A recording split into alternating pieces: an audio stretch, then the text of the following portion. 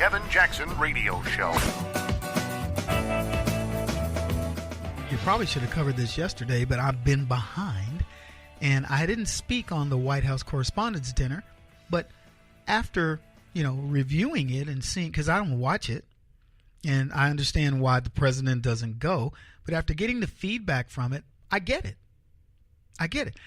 Look, I don't know how you guys feel about this stuff.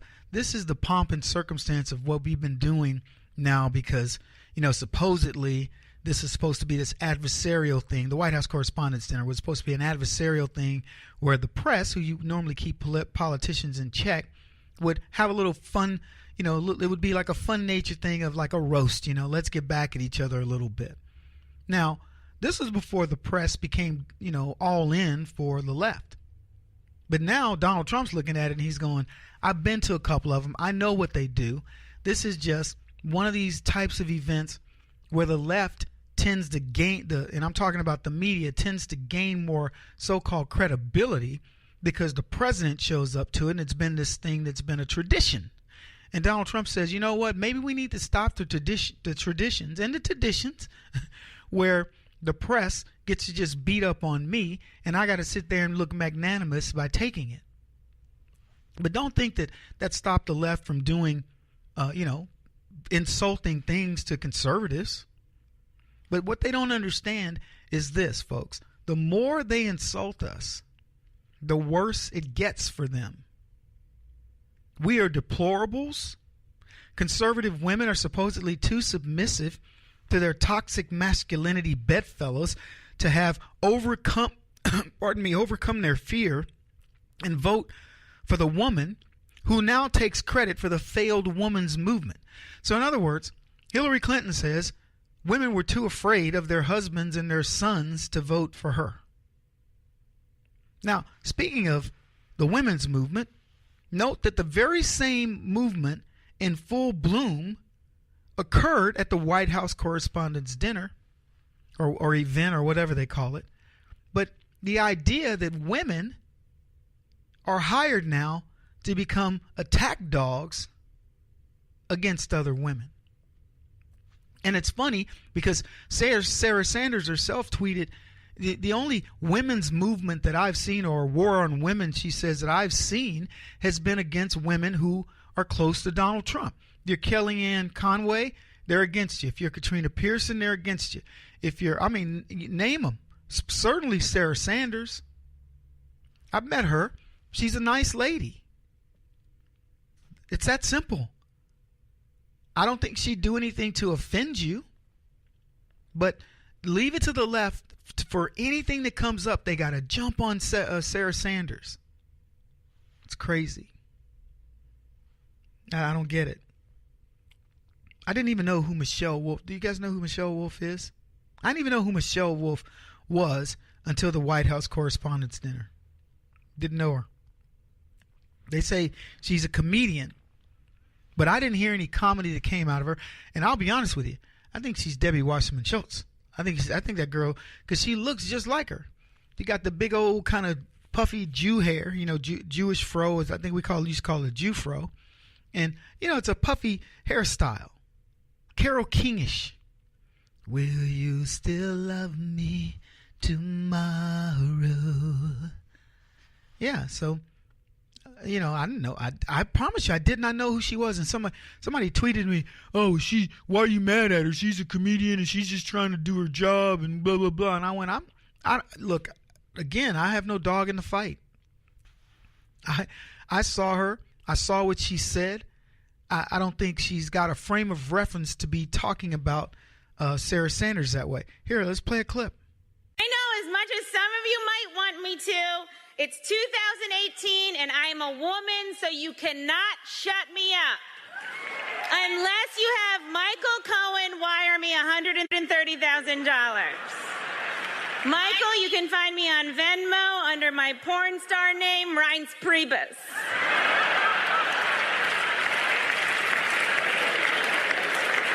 Reince just gave a thumbs up. Okay. Okay, I'll give it to you. That was funny stuff. It was clever. That was clever stuff. And it wasn't just because it was directed at men. It was, I'm just going to give you the comedic analysis of that, and then, because we're going to run out of time in this segment, so I'm going to save it for the next segment to talk more about her. But it was funny, and here's why. Because, one, it referenced something that's happening in the news today. $130,000 payment, supposedly, to Stormy Daniels for whatever.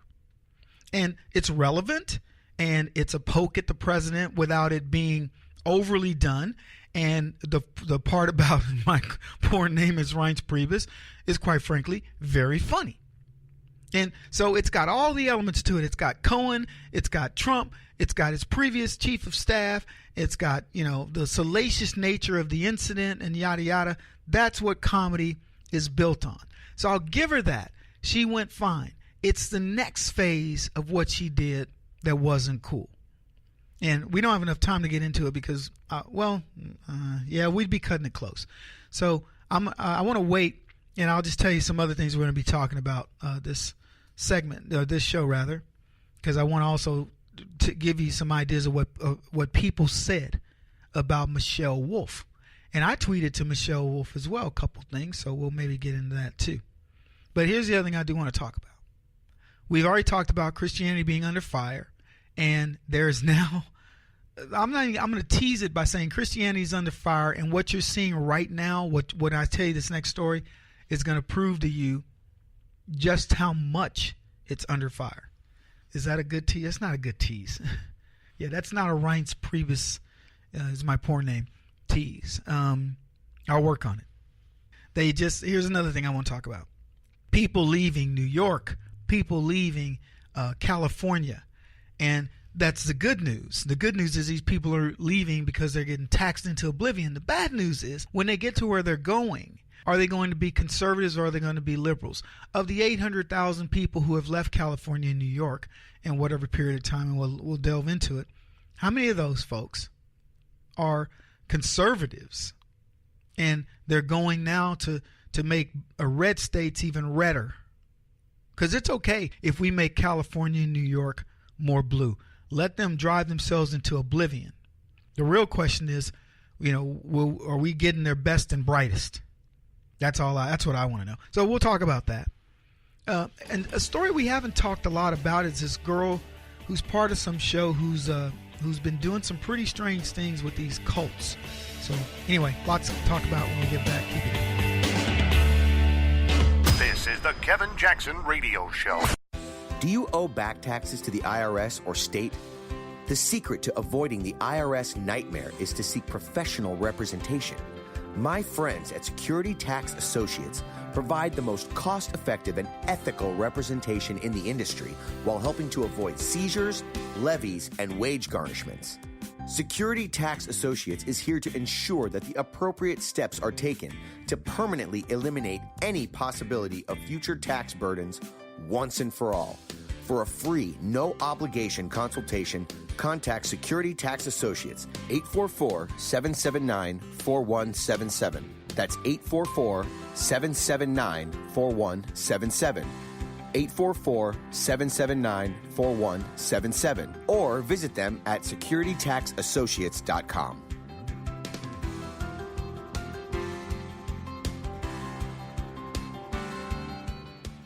Beth Cook Moranville, author of Closer Than Your Breath, a book of hope. Hope, that wonderful, wonderful 4-letter word that you may feel completely out of. I wrote this book to give you great hope. It's not too late. If fetal position is an all too familiar place for you, I understand.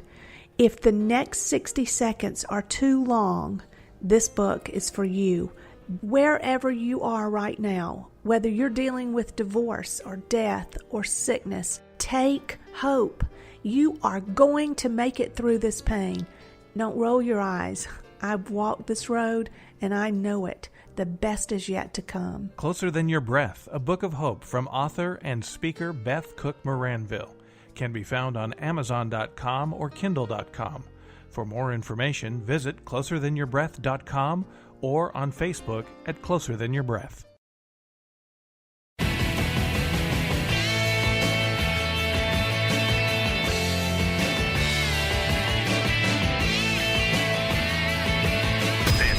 Kevin Jackson Radio Show.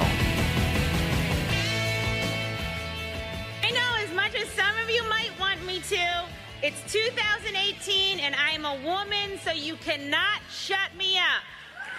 Unless you have Michael Cohen wire me $130,000.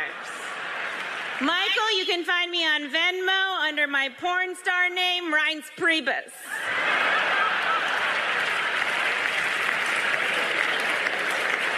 Reince just gave a thumbs up. Okay. Just played again the comedy stylings of Michelle, what's her name? Wolf. Is she any kin of that dude Michael Wolf that wrote the book Fire and Fury? I think he spells his name with 2 F's. She only spells hers with 1. Her Twitter name is Michelle is a Wolf, at Michelle is a Wolf. Anyway, just tell you that in case you want to reach out to her and tell her you're not exactly thrilled with what she had to say. But anyway, I play that again because that was decent comedy. It was well written and, it was biting, edgy. It had all the things to it that constitute a good joke. But then she decided to do something that, quite frankly, I don't believe that I don't think there was any cause for her to do this. So let me let you hear the rest of the clip. I actually really like Sarah. I think she's very resourceful. Like, she burns facts and then she uses that ash to create a perfect smoky eye. Like, maybe she's born with it. Maybe it's lies. It's probably lies. And I'm never really sure what to call Sarah Huckabee Sanders. You know, is it Sarah Sanders? Is it Sarah Huckabee Sanders? Is it Cousin Huckabee? Is it Auntie Huckabee Sanders? Like, what's Uncle Tom but for white women who disappoint other white women? Oh, I know, Aunt Coulter. She stole that joke. She stole that joke from me. I asked that very same question of Hillary Clinton and Ashley Judd, and I got kicked off of Twitter for a week because I said, and I asked it honestly. I wasn't even trying to be funny. I was like, what do women call you when you say you're part of the women's movement and you are just nothing but sellouts? Because I get accused of being a sellout when I tell people all the time I could be filthy, stinking rich if I was a leftist. I'm talking about richer than King Solomon. I would be the richest dude on the planet because I could, if I was going to go evil and nefarious, I'd go all out. You know what I'm saying? If I'm going to go and be Dr. Evil, I'm going to be the dude that rules the world. I would be Soros. I would make George Soros look like a Boy Scout. But anyway, that's not what I want to talk about. But think about it. I don't know if you guys got it. I didn't even get the ash joke. I didn't get it. Ash, and I didn't get it at all. I'm honestly sitting there. I've listened to it 3 or 4 times and I'm going, I don't get it. And then when she says, what's an Uncle Tom for white women? I got that one because she stole my joke. This is the one that got me kicked off Twitter. But let me tell you, people were really unhappy about what they heard. I believe, and it's funny because when I saw the stuff over the weekend, was going to look at it. We were going to cover it yesterday, and I guess I just got busy. I don't know. But long story short, I didn't cover it. But when I did see it, they were like, Michelle Wolf torches Huckabee or something like that. And, so I looked, I was like, whoa, what? Sarah Huckabee got torched? Because, I'll be honest with you, on the side of conservatism, I can't imagine how, what do you mean Sarah Huckabee conservatives don't get torched. We are on the side of righteousness. There's nothing for us to get torched over. So I was really curious. And then I listened to the clip and I was like, no, Sarah Huckabee didn't get torched. I said, that girl got torched. That was the problem. I think she made a career-ending move here. I really do. I sent her a tweet that said, it was something along the lines of, because I heard she got a deal with Netflix. Right after that, Netflix is giving her a show. And I was like, well, Chelsea Handler got a show on Netflix and she's now social justice warrior. Doesn't pay as well. So that was one thing.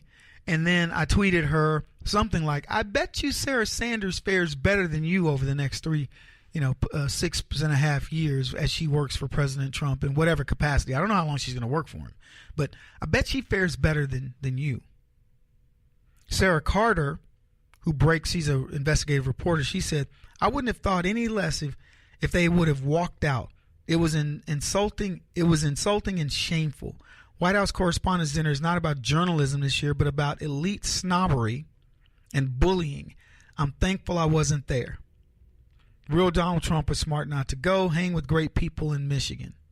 And we'll talk about the Michigan thing as well. Another thing I didn't talk about, because they aren't really, to me, these aren't big stories. I don't know how you guys feel about it, but look, we could talk about these anytime.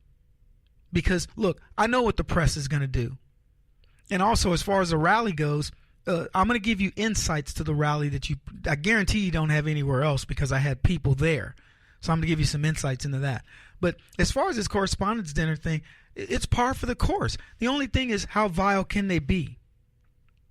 A guy named Paris Denard, he's a black conservative, he said this, and I thought a comedian calling President Obama the N-word to his face was an embarrassing and offensive and shameful moment at the White House Correspondents' Dinner. Tonight's outright nasty, vulgar, hateful, and hurtful jokes at President Real Obama, at the VP, and the women working at the White House was deplorable. That's what he put. Like I said, I've looked at this thing through and through, because I try to figure out the motivation. What are the women and the Democrats thinking? First of all, who hires these people? Here's the part I struggle with the most. I truly didn't even know who this woman was. Am I that detached?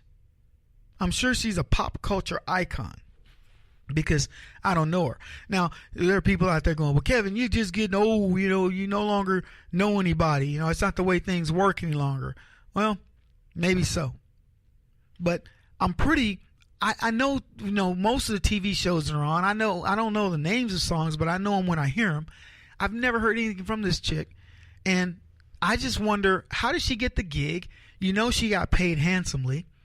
And as I said, there were parts of her little shtick that were funny. There were other parts of it that I thought were so, they were so over the top that you just say to yourself, do you not have any type of I don't want to say barometer because it's not weather. Do you have some type of filter that says this is where I won't go? And it isn't because Sarah Sanders is off limits necessarily. It's uncouth. Is there any type of thing there? I don't believe the left have it. We're going to talk a bit about Joy Reid, who said some foul things and used imagery of the LGBTQ community.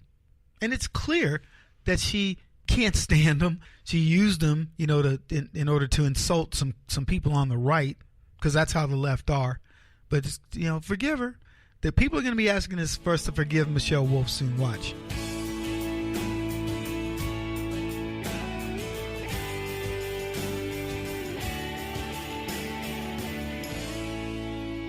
This is the Kevin Jackson Radio Show.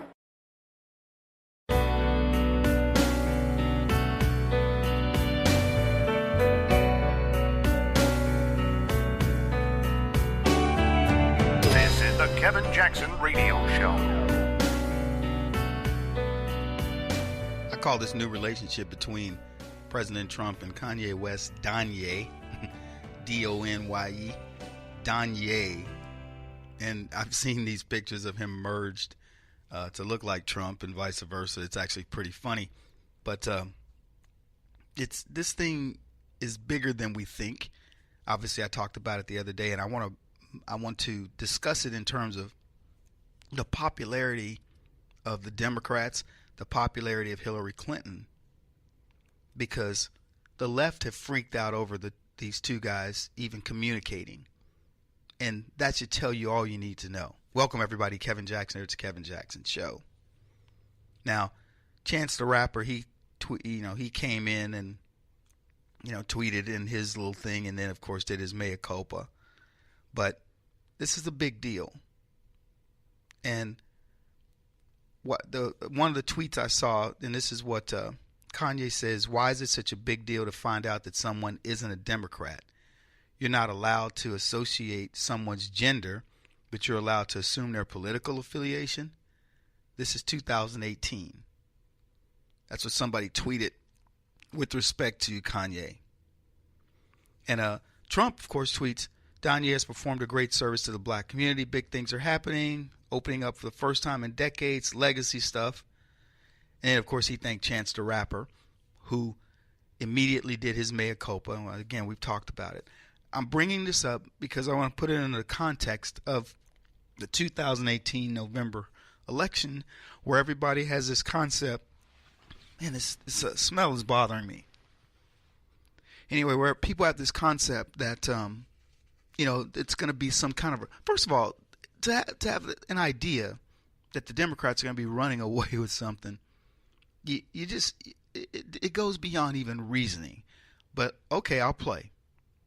But I want to put it in perspective to tell you that the reason why this is such a big deal is because it gives you the fear that exists within the Democratic Party.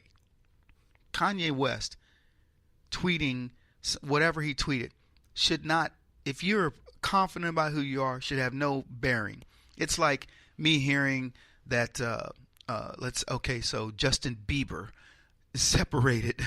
He no longer is friends with Kanye. That's what I saw.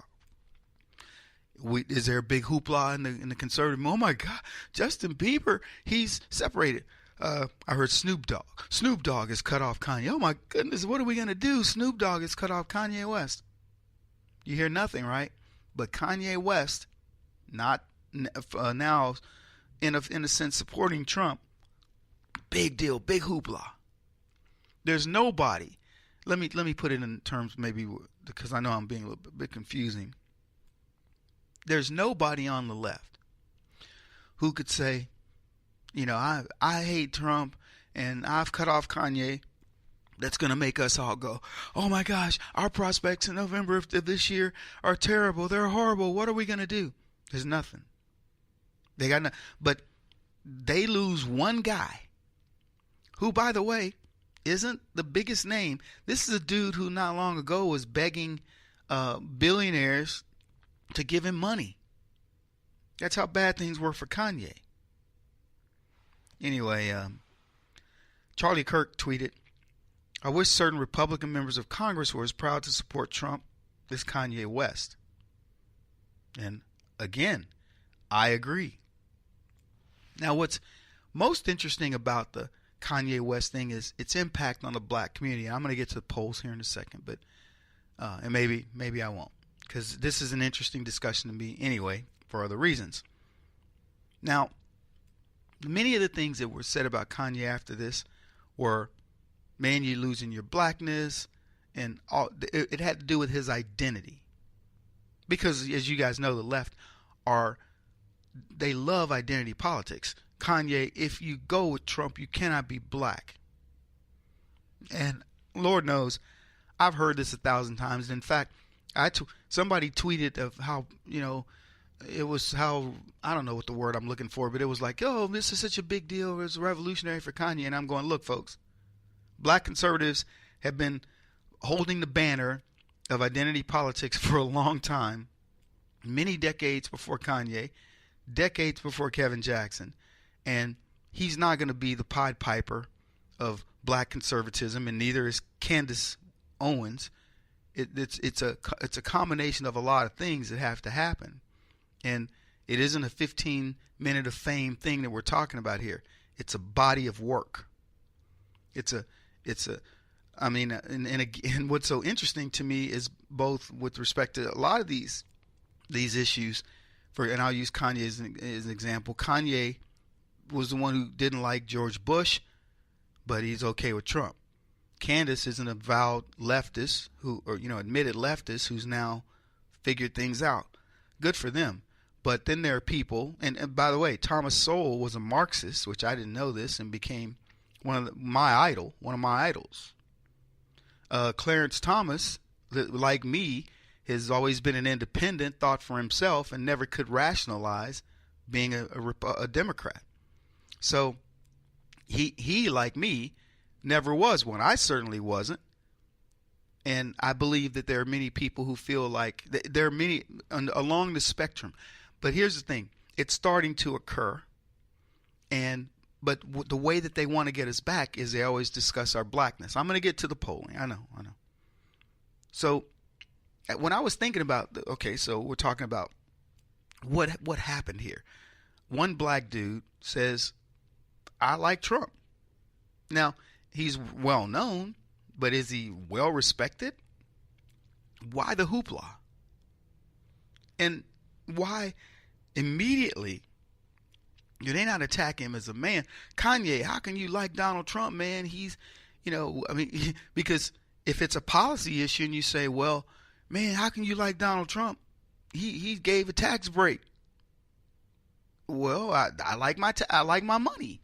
I don't like Donald. Well, how can you like Donald Trump when he, and if it's personal, Kanye's going to go, when he what?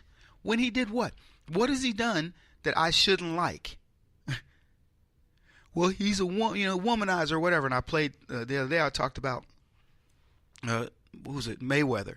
Mayweather's going, look, man, the dude is real. He talks about women the way men talk about women, things like that.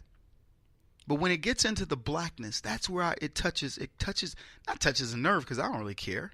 You guys know my feelings about this. I don't care whether, Kevin, a black man's supposed to think this way or that way, whatever. Well, my parents gave me my blackness. Kanye's parents gave him his blackness. The idea that in 2018 we are still discussing what it takes for somebody to be declared black, I find kind of humorous. Nobody can take away my blackness. I don't care if I'm Urkel. I'm still black. I may be the biggest nerd on the planet, but I'm still black. The idea that I'm supposed to be like somebody else who's black is as foreign to me as calling me Rockefeller. So on this subject, I tweeted, hey, Democrats, more bad news to come as more blacks begin exiting the closet. And I'm not talking LGBT.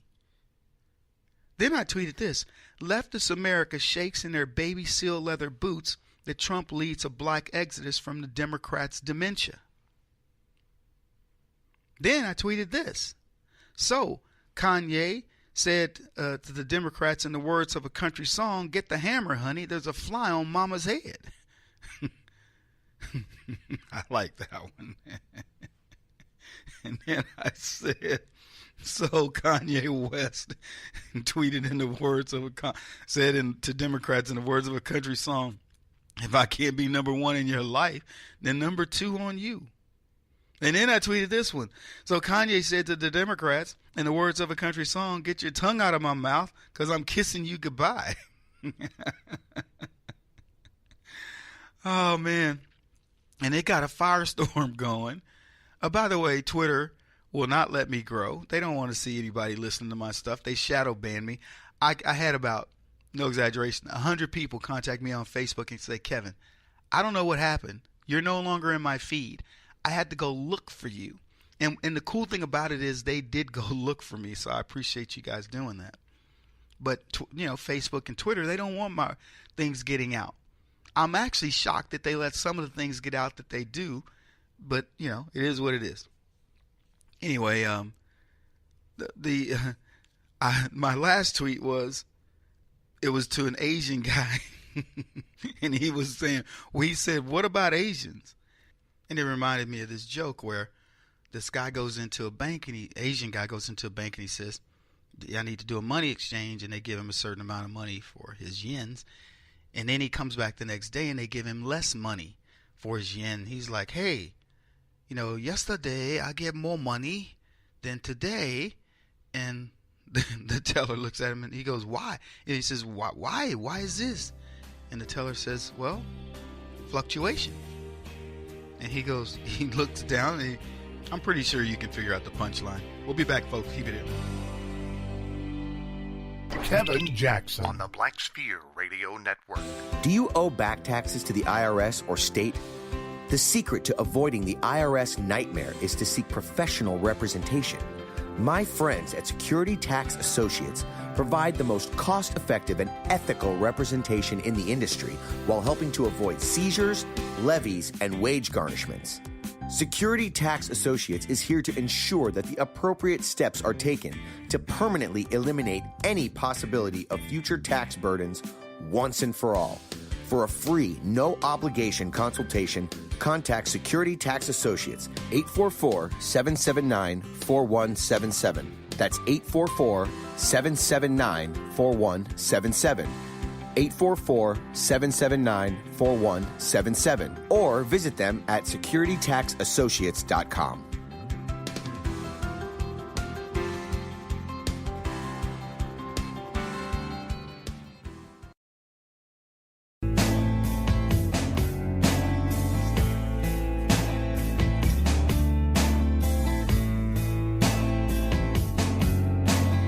Putting an end to identity politics. This is the Kevin Jackson Radio Show. I want you to try to think about what the Democrats have to be excited about rolling into 2018. They're coming off of 2016, which was bad. It was horrible. And the aftermath of that cannot be understated in any way. They're coming off of a bad year in 2017 where Trump performed really well. Let's face it, no matter how you slice it, it was a good year. Stock market up, et cetera, all good things. And now rolling into 2018 and solidly into the year, we've got still more good news. Stock market has adjusted a bit, no problem, but it's still up there. If you were in the market at the early on with Trump, you've made money. The likelihood of you having a job is pretty good. If you have a job now, you have mobility.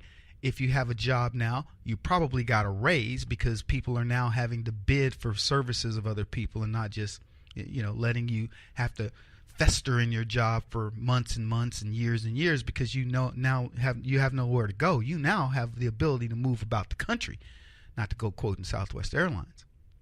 And so things are better. The North Korea thing, the only thing that could have been better for that, maybe, I mean, if you want to look at it politically, is it have come in the August-September time frame where Trump could be, tooting his horn and Republicans could say, ooh, he's our leader. And it could be the theoretical October surprise. But the real October surprise is going to be release of more and more information about the crooked Democrats and everything they did to prevent Trump from becoming president. So you've got Bob Mueller's investigation essentially winding down in terms of how it involves Donald Trump. And you've got the investigations that are winding up that are involving Hillary Clinton, the Clinton Foundation, the Podesta boys, and everything associated with that. And I'm going to tell you where all the roads are going to lead. They're going to lead to somebody in the Obama administration, and people are going to start going to prison soon. I don't know whether it'll be Comey or McCabe or whatever, but Comey's not helping. Comey's running around the country criticizing the president's hands and other nonsensical things and, trying to give excuses as to why he didn't react to certain things and giving rationalizations that aren't paying off. We did a segment the other day where I talked about how Comey's thing is backfiring. This whole book tour thing is backfired. In fact, I believe in my heart of hearts this book tour will likely be canceled at some point because Comey's lawyers are going to say, look, dude, you're getting yourself in a heap of trouble. So this is the backdrop. Now, while all this is going on, of course, the left wants to convince us that we're the ones in trouble. The Republicans are in trouble. So they told us, oh, well, hey, in this special election that occurred in Arizona, if the Republicans can't win it by a certain percentage, then it's Armageddon. The Republican won it. Let's go. She won it. And where have we talked about it since? Have the Democrats really taken advantage of their moral victory? What are they doing? Are they spiking the football still? No, you haven't heard a word. Then, on the heels of that, we get the devastating news that Kanye West may be a free thinker, a free-range Negro. God forbid that happen in Hollywood or in the entertainment industry, because now the jig is up, so to speak. So they attack Kanye. Chance the Rapper comes to his defense. He gets attacked to the point where he does a mea culpa. but nobody cares now because the genie's out of the bottle. Well, the genie's been out of the bottle. And all the polling and all the things that people want to talk about in the world are not going to put the genie back in the bottle, because you know what? It's been decades leading up to this. It's been the great black conservatives, no matter when they come along. By the way, one name I haven't mentioned in a while is Mason Weaver. Mason Weaver is a converted Democrat. He told me, I'll never forget it. He says, Kevin, I converted. He lived in California. He goes, I woke up one day and went, what the heck have I been thinking? And he goes, I dropped cold turkey. Mason is a former Navy guy, good looking young black guy in the prime of life. And he says, Kevin, I had women throwing themselves at me. He goes, Democrat, leftist women. He goes, do you understand the treasure trove? I was laughing about it. He was like, dude, you have no idea what I gave. I'm like, I do know what you gave up. He's like, I had the life. Rising star. I was going to make a lot of money. All I had to do was just, continue going down the dark side. And he goes, my life is dramatically different. And if you know how charismatic Mason is and how steadfast he is, I'm telling you, there's no question in my mind. This guy he'd be a senator, and he'd be feasting. He'd be worth tens of millions, if not hundreds of millions of dollars, because that's the level of charisma he has. And he says, in that moment, he goes, I knew what I was giving up. He goes, and that day I broke all ties. He goes, the girls I was dating, the people I was hanging around, and he goes, and my life changed dramatically, but it changed for the better in his estimation. Well, GOP strategist Liz Mayer said the latest polling suggests why Hillary Clinton's obnoxious whining about sexism ought to be directed at her own party and not the GOP. I'm reading this. It says the twice failed presidential candidate recently complained that losing male politicians are never told to shut up and go away, which of course isn't true. So her thing was, why should she do it? This article says, I'd wager that Republicans would wholeheartedly agree in this case. I've argued that the RNC should consider devoting resources to help ensure that Mrs. Clinton's voice remains as loud and as prevalent as ever before in our national politics. It's Democrats who should be quietly, or not so quietly, wishing that she would exit stage left. Despite all of the Trump administration's endless drama and controversy and chaos, American voters have not developed a case of buyer's remorse vis-a-vis Crooked H in the case of Hillary Clinton. So she goes into polling, and the polling numbers are pretty astonishing. And again, this is Liz Mayer. This article was in Town Hall. Liz Mayer. And she says, Hillary Clinton's incredibly unpopular. And she gives the numbers, and she says, right before the election, the share of people who viewed Hillary Clinton unfavorably was 10 points larger than those who had a favorable view of her. And this is according to a Wall Street Journal NBC poll. Now, interestingly, we weren't hearing a whole lot about how unpopular Hillary was. I knew it. I knew it intuitively. I believe the Democrats knew it. I knew it intuitively and observationally. And I explained it to everybody. I said, look, you can't go to black churches and only have 100 people in the church, in a mega church, and be a presidential candidate that can win. That tells me right there the black community doesn't care about you. Think about in 2008, Barack Obama going to a black church. The place would be jam-packed. And I saw one, it was a mega church where the congregation was 4,000 or more. And the president-elect, the lady who was running for president is Democrats, Hillary Clinton, they had to bring in the curtains because it looked too empty, because they were expecting, I don't know, whatever the number was, but whatever they were expecting, they didn't get. And when they finally got to the real count, it was about 100 people. And I'm not exaggerating this, 50 of them were people that Hillary brought.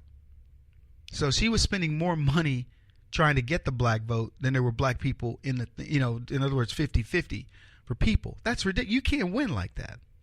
And I could go on. There was nothing that would make you go, this is a populist thing. Now, of course, the media was hyping it up, but just say, hey, Hillary Clinton's going to be at such and such. If it weren't for the elites, there'd be nobody there. Nobody cared. Now, you could say Donald Trump is going to show up somewhere, And middle-class America showed up. And that to me was the barometer. And I knew, okay, this is done. Hillary's done. She's cooked. Anyway, so she's 10 points lower. Her favorability is 10 points less than her favorability. And this is pre-election. They said historical Wall Street Journal, NBC polling shows that recent losing presidential candidates Mitt Romney, John McCain, Kerry, and Al Gore experienced post-election declines in positive sentiment. But Mrs. Clinton's drop-off is a bit steeper. Her positive rating is now at a new low of 27% compared with 52% who have a negative opinion of her. The spread is a 25 percentage point greater than President Trump, who is underwater by 18 points. Now, I want to say something on that. These are polls that favor Democrats, as we all know. Wall Street Journal, leftists. NBC, leftists. Trump, of course, I understand those people. Oh, his favorable versus unfavorable, or 18-point difference. Who cares? The bigger issue for me is Clinton's, because it's a Democrat favorability. But this is not just based on Hillary Clinton's popularity, folks. This is the Democrats' popularity. This is Congress's popularity.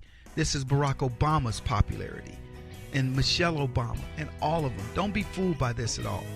Nothing is an indicator that's good for the Democrats for this year. He won't stop until he's the top-rated radio talk show host in America. What kind of weird competitive freak are you? This is the Kevin Jackson Radio Show.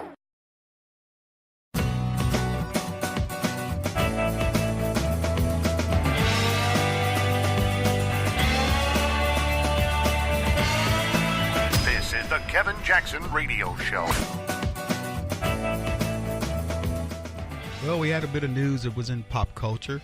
Little Alfie died. I don't know if you guys are following this story about this little kid, Alfie from Britain. I'll be honest with you, I didn't follow it very closely. I remember the other kid that died from Britain, and it was just on this great healthcare system that they have. And the reason why we constantly bring up these types of kids as an example is because this is the government deciding how much care you're able to give to your child.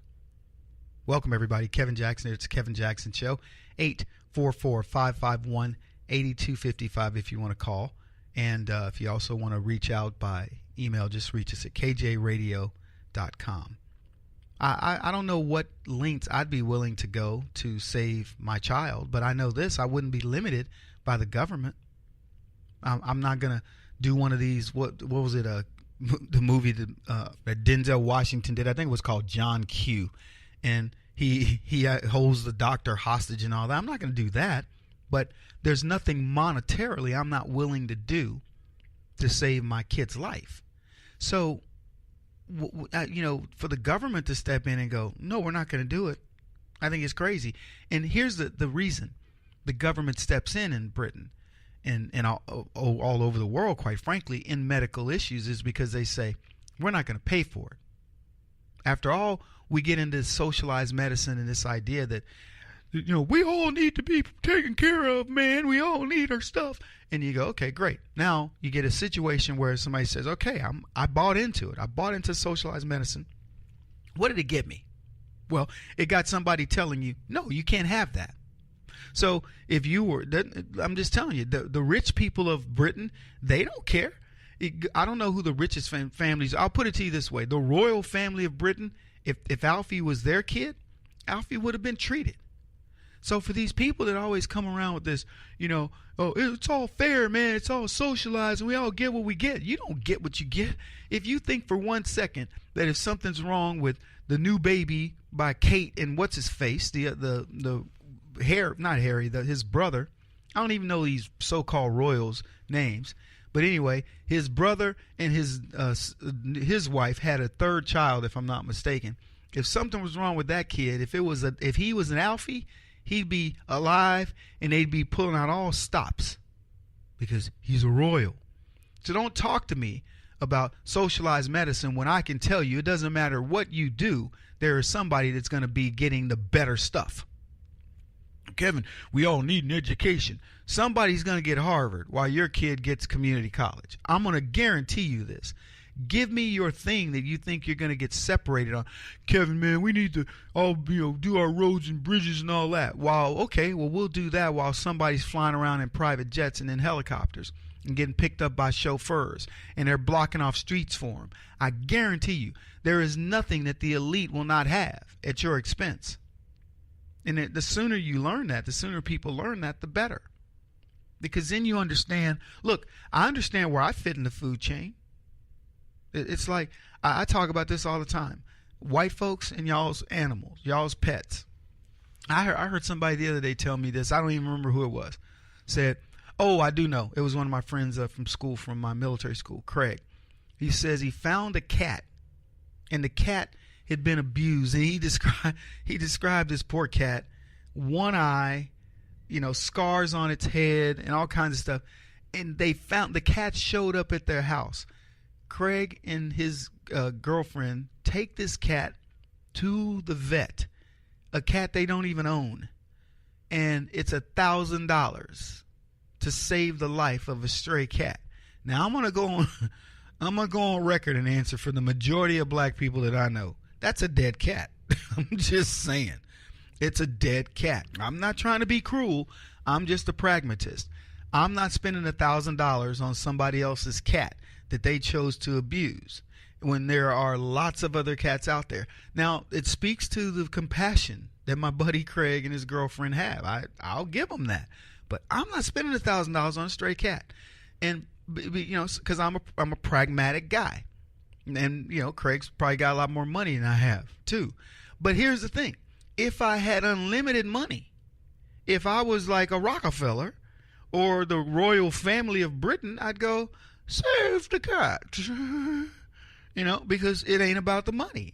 Somebody else is footing the bill. If they say, Kevin, you have unlimited money, well, let's take this cat to the vet. What are we waiting on? Jeeves, bring the car.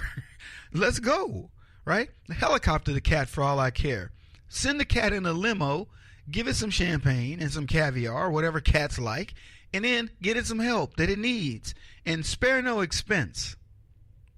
But do you think they're going to do that with your kid or your cat? The answer is no. I know where I fit in the food chain, and I know what that cat was going to happen to that cat if he showed up at a black person's house. That cat was lucky to go find white folks. So that's the deal. But you know what? I can choose my spectrum. I can choose where I want to fit in the scheme of things. But this idea that we socialize it and it's all going to be the same is patently ridiculous. All it does is it really says, it squeezes up the distance between the haves and the have-nots. When you take out socialism, we all can pick our places where we want to be, and there's a nice middle ground that most people will reasonably take. That's what we'll do. See, let me tell you something. Here's the bad thing about Alfie. The likelihood is the government was right to not be able to put that much money into the life of a child, a single child. As tragic as that may sound, because if it's your child, you don't want that to happen. But the government is probably right. But the concept is, we've all paid into this system, and I need it now, and you're letting me down, government. And it is true. Because, see, they no longer have the free thought to say, this is where I choose to be. If you as a parent say, we've exhausted everything, and unfortunately our little baby's going to die, that's your choice. Government makes the choice. And now the onus has been put on them. And they are the bad guys because they promised these people that we are going to take care of you, soup to nuts. Because see, what government isn't going to do is tell you what it won't do for you. It's not going to tell you. It's in there. It's in the fine print, the death panels, and we're only going to go so far. But no, they won't tell you that. You have to learn it the hard way. But if it was you on your own, you know your limits. You know where you've got to draw the line. And that's the difference, folks, between being an individual, being a free society that chooses what it wants to do, and being at the behest of government. Anyway, short break. We'll be back. Glad you're here. Kevin Jackson. This is the Kevin Jackson Radio Show. Do you owe back taxes to the IRS or state? The secret to avoiding the IRS nightmare is to seek professional representation. My friends at Security Tax Associates provide the most cost-effective and ethical representation in the industry while helping to avoid seizures, levies, and wage garnishments. Security Tax Associates is here to ensure that the appropriate steps are taken to permanently eliminate any possibility of future tax burdens once and for all. For a free, no-obligation consultation, contact Security Tax Associates, 844-779-4177. That's 844-779-4177. 844-779-4177. Or visit them at securitytaxassociates.com.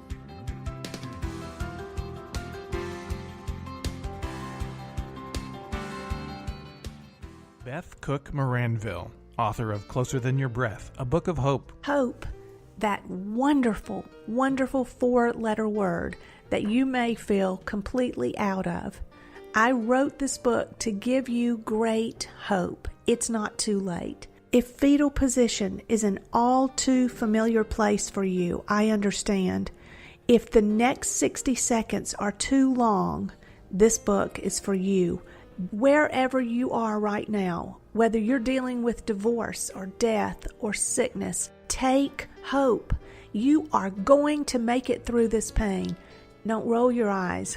I've walked this road and I know it. The best is yet to come. Closer Than Your Breath, a book of hope from author and speaker Beth Cook Moranville, can be found on Amazon.com or Kindle.com.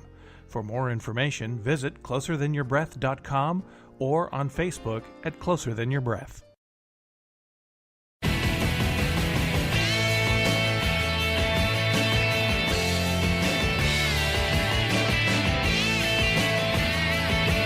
This is the Kevin Jackson Radio Show. I read this title, No Laughing Matter. The White House Correspondents Association distanced itself late Sunday from comedian Michelle Wolf amid mounting criticism over a comedy routine at the annual Correspondents' Dinner that some found vulgar and personal. Well. Welcome, everybody. Kevin Jackson here. It's the Kevin Jackson Show. KJRadio.com. I said it earlier. I should have talked about it the other day, but it was vulgar and it was personal. And what was funny is the left, here's the biggest issue here. I don't really care about these things. I mean, look, it's like a roast of sorts. It's supposed to be, good-natured banter back and forth between the White House and its the press secretary and all of her staff, and certainly the president, a little mini roast. And then they get them back because the president then speaks and says that, does his part to needle back at them a little bit. And it's been tongue-in-cheek. And every year they've loved it because it's given Barack Obama the chance to, come out, with written material to make him look funny and magnanimous and humanitarian and all the things that he's not. But in more recent years, certainly under President Trump, and quite frankly, under Republican presidents in general, it hasn't been that way. Because really, we haven't had representation. The press has been adversarial to us for quite some time. But that's off path of what I want to talk about. What I want to talk about is the way the left portrayed Michelle Wolf. I saw, and I talked about this earlier in the broadcast, but I saw a thing that said something like, Michelle Wolf slays Sarah Sanders.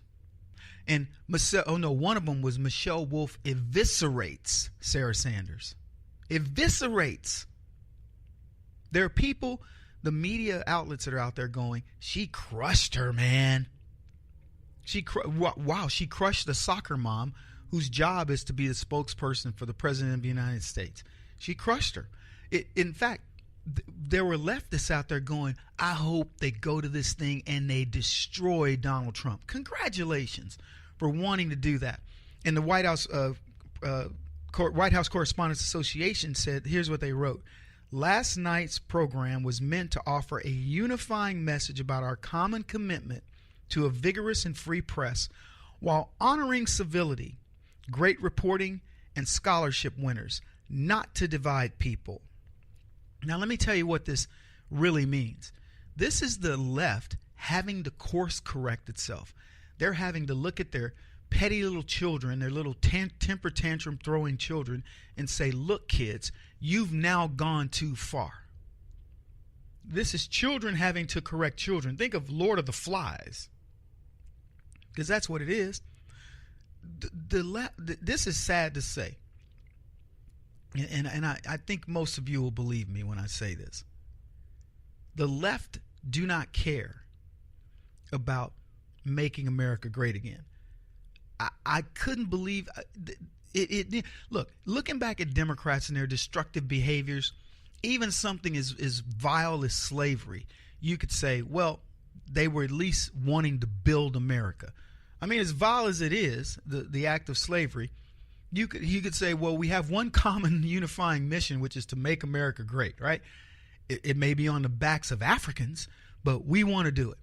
Now, we, of course, corrected that and said that's a silly way to do it. You can't do that long term. You build resentments and blah, blah, blah.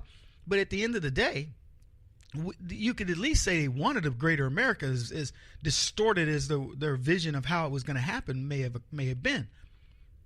Today, these people don't want to make America great. Quite the opposite. Quite the opposite. They want to tear down anything that does not fit in with their ideology. Now, I'm in D.C. I'm up there to do some work with friends of mine for immigration, a group called FAIR. And so I'm in this hotel where I was staying, where I obviously had to stay somewhere. And I see this international audience. A man from Cameroon came up to me and says, "Excuse me, are you Nigerian?" And I go, "Well, I'm 23%. I've got my percentages, right? My ancestry." I'm like, "I'm 23%. And he's like, "Oh, okay. Okay." Then he goes up to another guy. He says, "Excuse me." And he says, whoever the guy, "Are you from?" And he picked a country in Africa. And the guy goes, "No, I'm from Afghanistan." I saw people, there were Germans sitting next to me. Across from them was another group of Middle Easterners. I'm going to guess they were from Yemen. I couldn't tell, but I know people from around the world, and they look Yemen. And so I'm not exaggerating this one bit. There were at least 6 to 7 nationalities in the room, and a group of cadets. It looked like they were going Navy and so on and so forth. Here's my point. D.C. is a very interesting place because it brings in all these nationalities, and people see diplomats all getting along, and they say to themselves, "Okay, it's all good. There's no strife or any internal bickering or anything like that, and that's a good thing." All right, but when you get outside of D.C., you get into normal America, and when they leave, these diplomats leave and go back to their countries, it's a completely different feel. Now, the average American, it's really tough to put this into some kind of a context that makes sense, because there are people that, let me put it to you this way: the average person in the average country doesn't care about another person, another nationality, another political ideology. It's strictly just, we're all people trying to get along and make a living. Honestly, it's at the governmental level where the problems occur. But in America, and in what I would call civilized countries that are looking at this PC nonsense, you see the level of hatred and vitriol that normally is reserved for governments. You see it at the ground level, and that's what we experience at the White House Correspondents' Dinner. We've watched people in our own country go to war against their own people, not because, look, as conservatives, we've got great ideas for the country. We want safe schools. We want, people to go to work. We want people to, the things that we want are very solid things. There's nothing you can argue about with what we want. Now, the left paints us as, oh, they hate diversity. We love diversity. We don't care about your religion and your sex and all these other things. We just don't want you pushing them off on us. But the left present it as, you have to destroy them because they are not interested in what we're interested in. And I'm telling you right now, these are the people, and the Correspondents' Dinner was a perfect example. These are the people that are hell-bent on the destruction of this country, all because of their ideology and not even thinking it through. They've just put us in a bucket. And as God is my witness, as long as I have air in my lungs, I'm going to fight them and say, look, you're the people that are the ones that you're trying to destroy, because you are the most, you hate men, you hate women, you hate children, you hate the military, capitalists, you hate everything America stands for, and you want to pretend that you care. That's why people are going to distance themselves from them.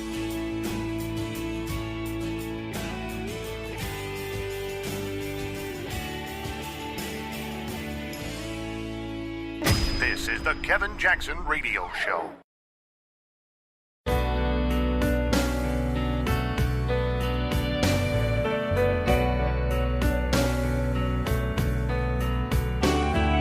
This is the Kevin Jackson Radio Show. I was listening to this show. It was the Larry the Cable Guy. He's got a show on XM. And they were talking about the cell phone generation, which technically the smartphone generation, because I'm part of the cell phone generation. And the reason why I know this is because I was there when it was developed. I worked with the company that did it, Motorola. And it was an amazing thing to get my shoebox phone. I will never forget it. And a buddy of mine, his name is Leon, a white dude named Leon, which is a seventh sign. Leon said, hey, Kevin, Motorola's got this special. Man, if you go out there right now, you can get a cell phone. I was like, what? And because it was the thing that only the wealthiest people had, the mobile phone. We had phones in our homes, but to have a phone in your car was a big deal. Remember when when the cars would dedicate that middle console for the phone, and you'd see in the movies the guys in the limos or whatever would take the phone and say, hello, my name is Blake Carrington. Right? And it was a big deal. So now it was going to be made for the common man. So I remember going out there, get this, I could get the phone for whatever amount of money it was. And it wasn't a whole lot. And it was $15. I bought this phone for, I think it was $15 or something. It was a crazy amount because Motorola wanted to get them out there. And this thing, I'm not exaggerating, it was the size of a shoebox. And I remember putting it in my car and thinking I was the coolest cat on the planet. And it cost dollars a minute to call. Dollars a minute. I remember thinking to myself, I can only talk on this phone 15 minutes, from my budget. And so half the time, y'all think I'm telling you the truth. I would be in my car on my phone, not even talking to people, trying, like in traffic, acting like, yeah, anyway. And so, and then, and looking around. Because people had to be going, man, that brother's rich. If he could just sit on the phone talking the whole time during traffic. And I'm not talking to anybody. Just got the phone up, singing in the radio, looking around, just faking, right? But I mean, I got this thing when I was early 20s, like mid 20s, and I was thinking I was the coolest dude on the planet. And a bunch of us would take. It was a time, I'm not kidding you, black folks. We walked around with our phones. Oh man, so did white people too. So this is not a black thing, but I mean, I'd have my phone at the park while I'm playing basketball. Knowing it ain't gonna ring because I couldn't afford it. And certainly I wasn't gonna go over there and make a phone call, a real call. So it was ridiculous. But point is, I'm from the cell phone generation, and I knew the dude, knew of him. I shouldn't say I knew him, but I knew of the guy who did the patent on it, CDMA technology or whatever, TDMA and CDMA, and he would get a penny or something on every phone call that was made. And the dude was filthy rich. Because, again, Motorola was one of my clients. And I just remember all you could do with the phone was a convenience because it gave you the ability to be reached right away. You didn't have to go to a payphone. But it really wasn't a big change in your life. It was just a phone. And it was more portable, crazy expensive. But you didn't have to pull over and use a payphone or borrow a phone or go into some shop. May I use your phone? You now had your own and you had portability. And suddenly, we evolved from the payphone to, the cell phone to the smartphone. And the smartphone is really different. Having the world by the string is what the smartphone generation is about. Millennials, all the information known to man at your fingertips. And I don't exaggerate that one bit. I have learned so much because the information was quickly accessible. In the old days, I had to go find an encyclopedia, go to the library, whatever. The internet has changed things. Now, I'm not talking about the fake news nonsense. I'm talking about if you want to know who C.S. Eliot is, you Google it. And there'll be lots of references to him. And you can kind of discern who's giving you one slant or the other. And then you make up your mind. Well, one guy says this, one person says that. You get to not only find the information, you get to discern it. And if you're smart, you can bounce. Okay, this person likes so-and-so, this person doesn't. And now I will say this. I've learned how to look at the news. The information that I gather on the internet and know who's got the bias and slants. And that's a bit of a quality that you have to learn over time. That you're like, if you read about Barack Obama and you read the wrong bio, you'll think the dude was a god. But if you're doing it smart and you go, okay, well, I'll get good about him, then I'll get bad about him. And then I'll balance the two in between. You can figure out, yeah, he was a piece of crap president. Okay? Yeah. So, but the internet gives you so much capability. I mean, as they were discussing the smartphone, the idea was that kids no longer pay attention. That you can be together and all these kids will be on a phone and nobody's really listening, right? There's nobody giving you their full attention. Think about what it means when somebody's talking to you and you're no longer blip, blip, blip, blip, blip, blip, blip, and you're actually looking them in the eye and listening to them and responding back and showing them, look, I'm not distracted. No TV on, no radio on, no whatever. We're talking undistracted. When's the last time you had a conversation like that? I mean, I can't recall having conversations like that unless it's with real close family or good friends, because I'm telling you, it doesn't happen these days. Everybody's talking distracted. You can sneak in things that, like to make sure they're listening to you, like, there's a rat at your feet and you're just talking and people are like, what? Yeah, okay. And they don't even hear it. And what's funny is as I analyze this, I was thinking, are we being trained to be this way? And I think we are. We're being trained not to absorb, not to look around that room and be able to, I'm sitting in a room right now going, would I be able to describe this as a crime scene? And the answer is generally no. Our memories and our experiences are more fleeting than they used to be. And I think it's intentional. We've built the soundbite generation, kids that really don't understand how to look at something and absorb it.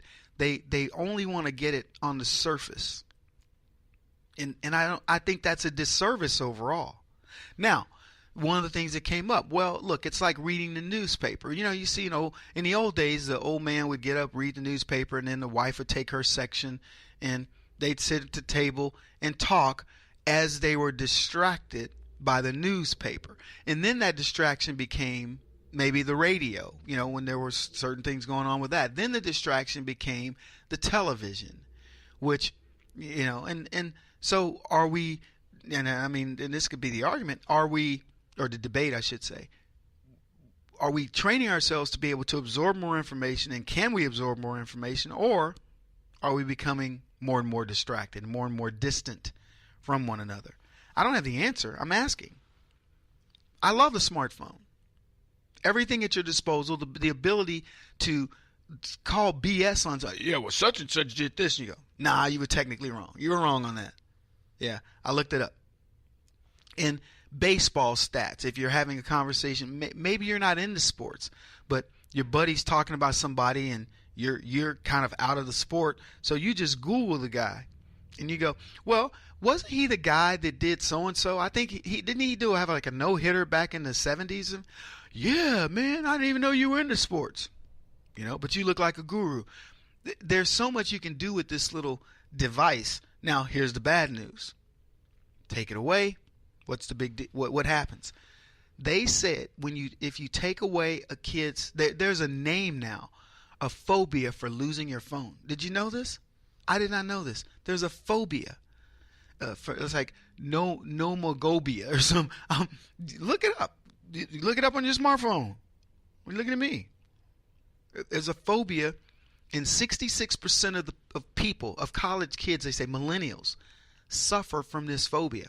They have clinics you can go to that can detach you from your phone so you don't take it as like, oh my God, I lost my phone. Anyway, there are good things that come out of it. You can look for the best restaurants. You can look for where to live. You can look for a job, all on your phone, man. How cool is that? You can watch your favorite shows on there. You can go. You can actually be right in the face of your grandma, your great grandma, anytime you choose. I mean, just think of the power that exists inside of that little box now, that little piece of real estate. They don't have to leave their apartments to have the best experiences of life, these millennials. If you want to see a movie, there exists a multitude of ways to do so. You miss Cirque du Soleil? Don't worry about it. It'll be on YouTube or Roku or Hulu or something soon enough. That's the generation we live in. Who cares about experience anymore when social media is upon us? The revolution there is. Virtual experience with virtual friends. To actually get among friends has become less necessary, unfortunately. Kevin Jackson On the Black Sphere Radio Network. Do you owe back taxes to the IRS or state? The secret to avoiding the IRS nightmare is to seek professional representation. My friends at Security Tax Associates provide the most cost-effective and ethical representation in the industry while helping to avoid seizures, levies, and wage garnishments. Security Tax Associates is here to ensure that the appropriate steps are taken to permanently eliminate any possibility of future tax burdens once and for all. For a free, no-obligation consultation, contact Security Tax Associates, 844-779-4177. That's 844-779-4177. 844-779-4177. Or visit them at securitytaxassociates.com.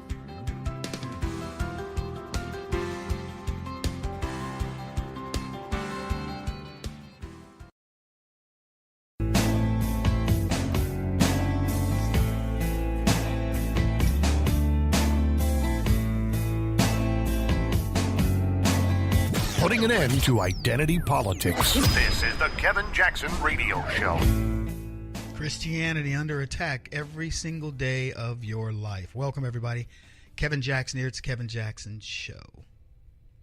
Democrats often talk about civility. They talk about, let's all listen to each other. Let's, understand one another, etc.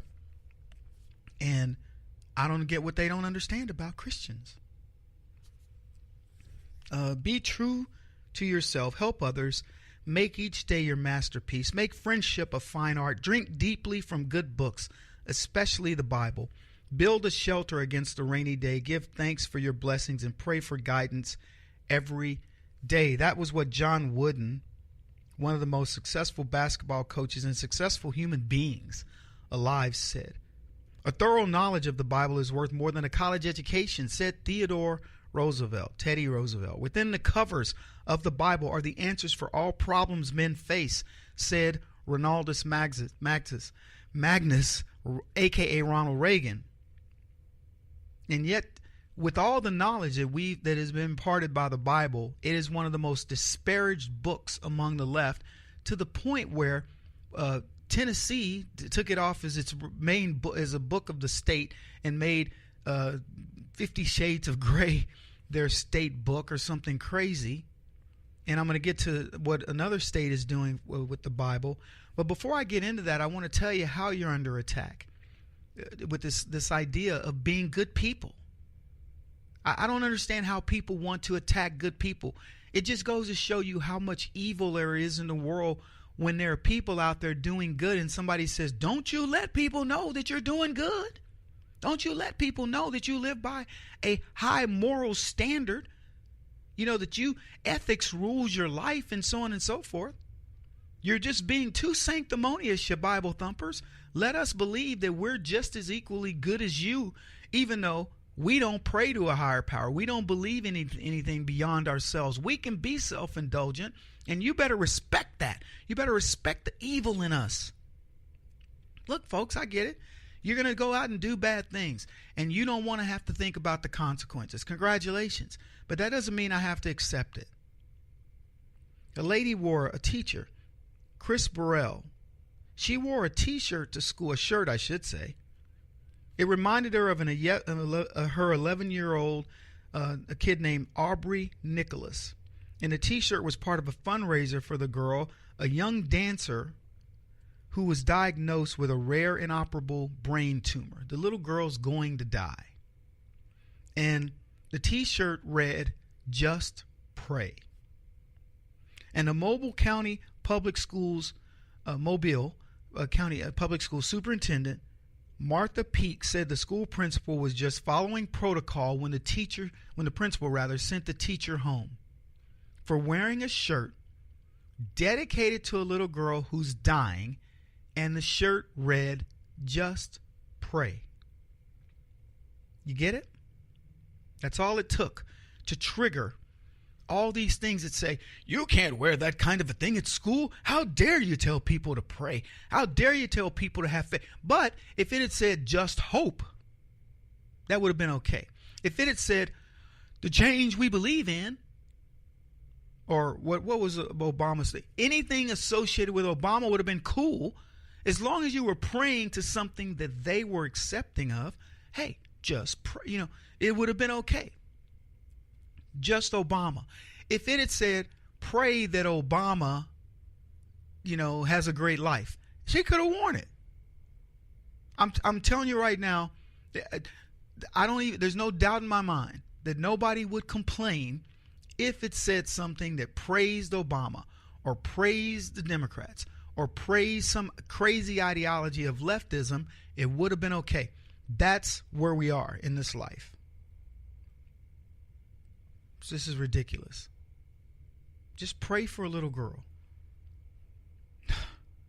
Anyway, I want to go into this banning of the Bible. I'm not even surprised that this is happening, and I'm certainly not surprised where it's happening. What should surprise us is that it's happening, because this is yet again one of these small little iterative steps that just keep adding up. And the good news is, I always think about, when I think of the good news, I think the Good News Bible. Well, the good news is that we are, I hope, finally beginning to see this stuff and understand the magnitude. Because, folks, I'm telling you, I don't get to come on this radio show to make you feel like, ooh, the world is falling and all that. I'm just making you aware of what's going on and telling you guys, don't think that these other people are out there resting. They are not resting. You better get in the game. I understand. Look, you have obligations. You got to pay your bills. You're raising your kids or your grandkids, or you want to spend time with family and friends, or you're running a business, or you got a job and you take it seriously, and so on and so forth. But you're going to have to peel off a little bit of that time every day of your life and dedicate it to something bigger than you. And I'm not talking about going and working at the food bank, which I'm happy if you do those types of things. I'm talking about getting in this fight. I don't know what your cause is. I don't know what your passion is, but you have it. And as an educator, and you're going to the Blacksburg University, Chancellor Kevin Jackson, you better understand I'm teaching you what to do. There are over 60 million of us in this country that are fighting back. And I will tell you, there are more of us plugged in than they are. Their side isn't fighting the way at the level that we are. I'm talking about down at the grassroots level. Their side doesn't fight like we do. They don't have the people. They've got a small amount of troublemakers that appear larger than they are. It's like that mirror in your car, that rearview mirror. It appear big, but they're not that big. So what you've got to do is you've got to take a little piece of whatever it is that you're passionate in. I hope you find it, whether it's a passion for children, or it's a passion for the elderly, or it's a passion for protecting America in whatever form, or I'm just saying, I don't know whether it's tax reform or whatever, but whatever it is, you got to get involved. You got to get involved with some kind of a group. If it's about Christianity, you better get in there and start fighting on behalf of Christians. And I'm not talking about picking up arms, but I'm talking about when somebody mentions something that's anti-Christian, banning the Bible, you should be all sending out something to every one of your California friends going, how could you possibly be looking to ban the Bible? Here's a story. Sales of the Holy Bible and biblical-based teaching is set to be banned in California in the near future, thanks to Jerry Brown and the State Assembly, who've combined to force a bill through the State Assembly that claims the Bible promotes hate speech against gays, lesbians, and transgender people. Yet again, more of the LGBT agenda that's infusing itself in the body politic because somebody says, oh, this book teaches that my lifestyle is wrong. Well, first of all, the Bible is if you want to dismiss what the Bible says, that's fine. Look, I don't know that the LGBT sin is any worse than any other sin. But I'll tell you this, if you think that God is going to embrace your sin, you're wrong. God, look, it's a carnal thing to want what you want, whether you're man, woman, or whatever. It isn't about, let me put it a different way. God, if you love another woman or another man, as a man, in other words, man loving man, woman loving woman, I don't think God has a problem with the love part of it. And quite honestly, I'm not going to speak for God here, other than to tell you that God doesn't see men with men and women with women, but He sees it as a sin. So the Bible teaches it's a sin, but it's no bigger a sin than any other sin. So why leftists are so caught up in, the Bible talks about sin, lying. Okay, if you're a liar and the Bible's talking about lying, the Bible shouldn't be telling me what to do. I don't want to be a liar. Lying should be okay. Lying is not okay. And man sleeping with man, God, could we get a noisier studio here, guys? Man sleeping with man, woman sleeping with woman is a sin. Period. And it's not going to be condoned any more than murder would be condoned. Now, what you can do is you can ask for forgiveness for your sin. Period. But it isn't any big deal. But man, these people go crazy over this.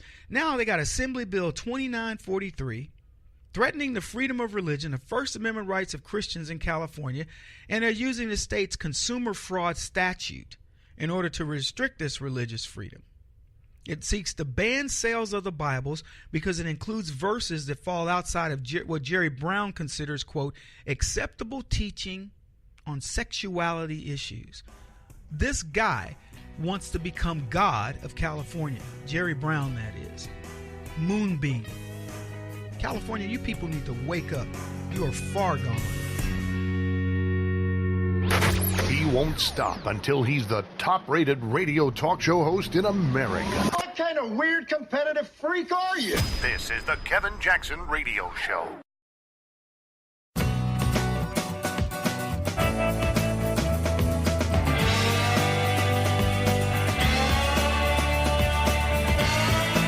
This is the Kevin Jackson Radio Show.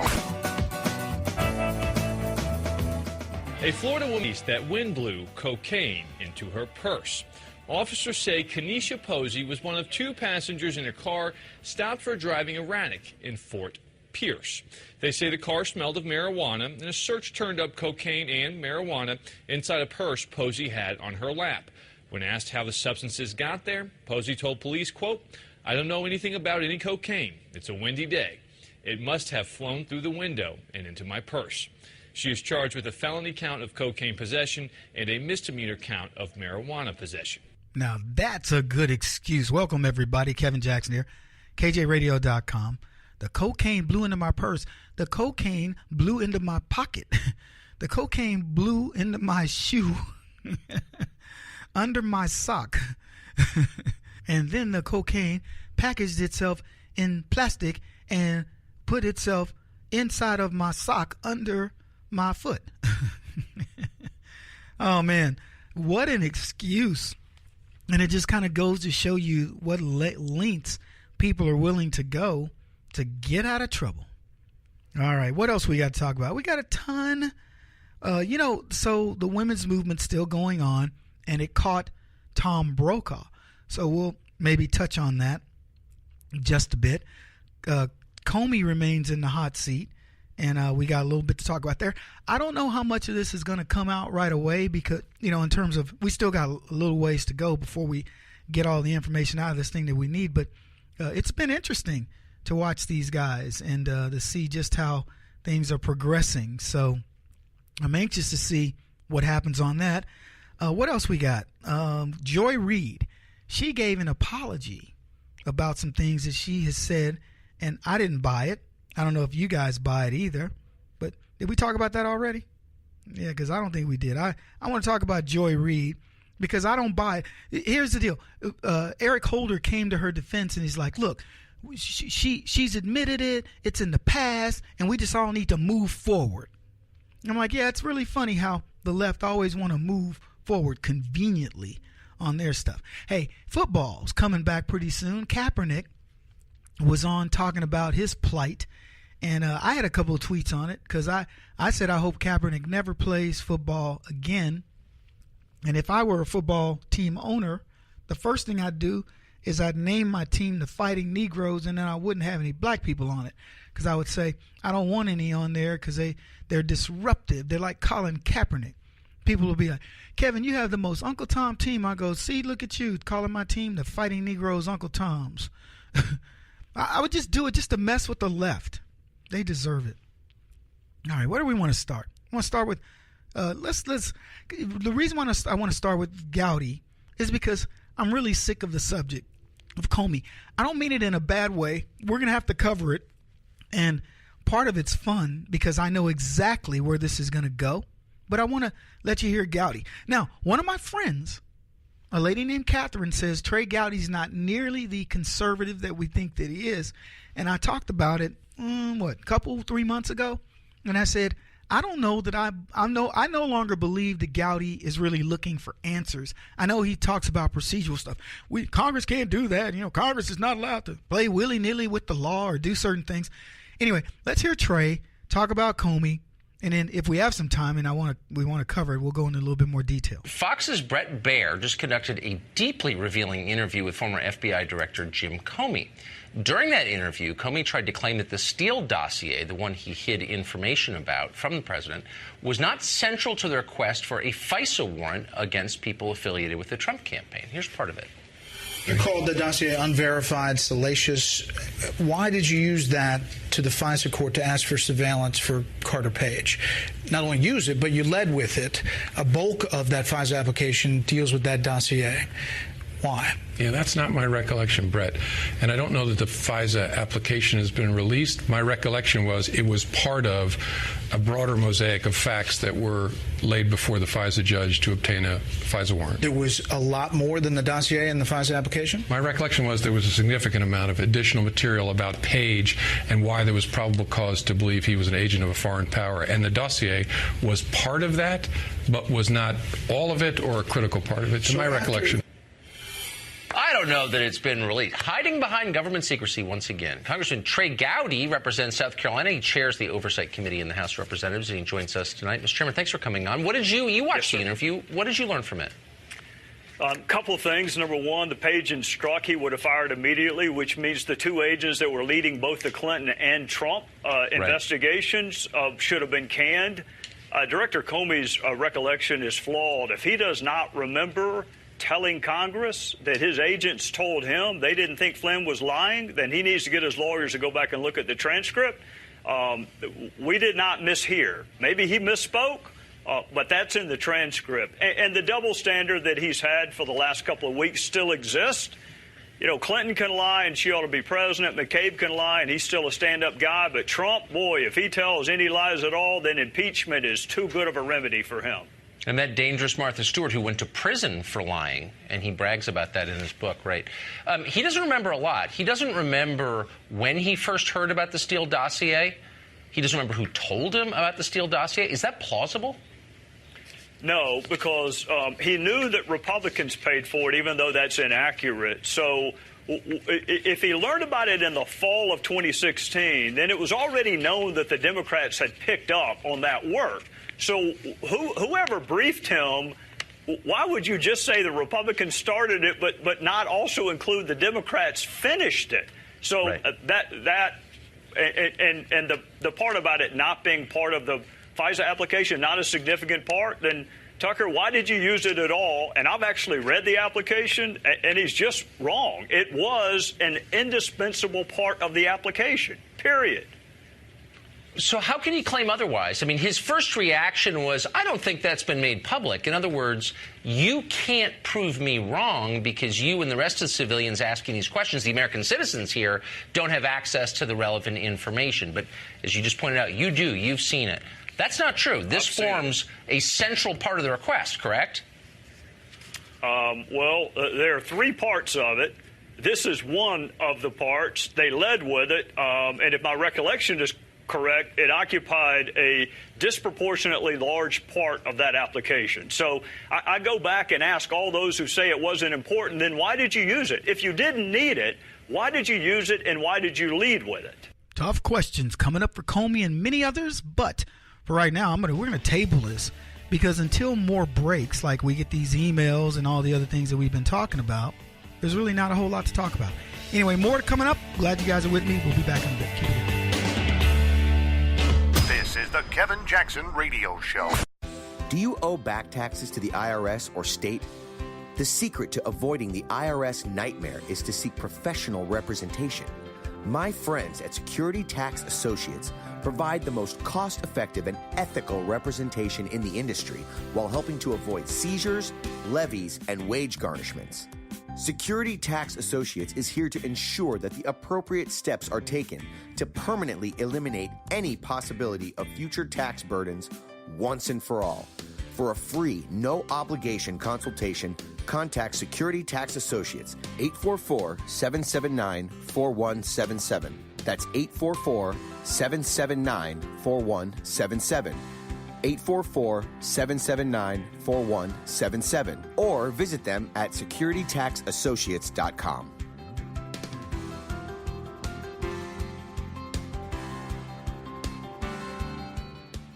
Beth Cook Moranville, author of Closer Than Your Breath, a book of hope. Hope, that wonderful, wonderful four-letter word that you may feel completely out of.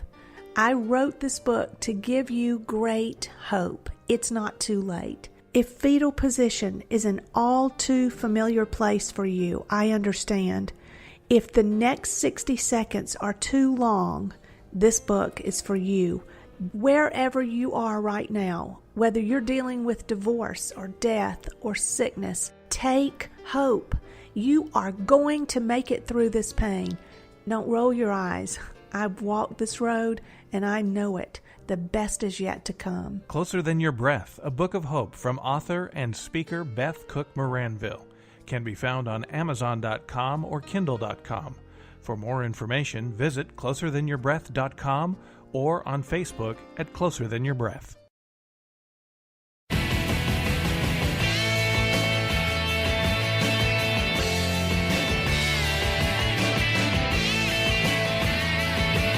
This is the Kevin Jackson Radio Show.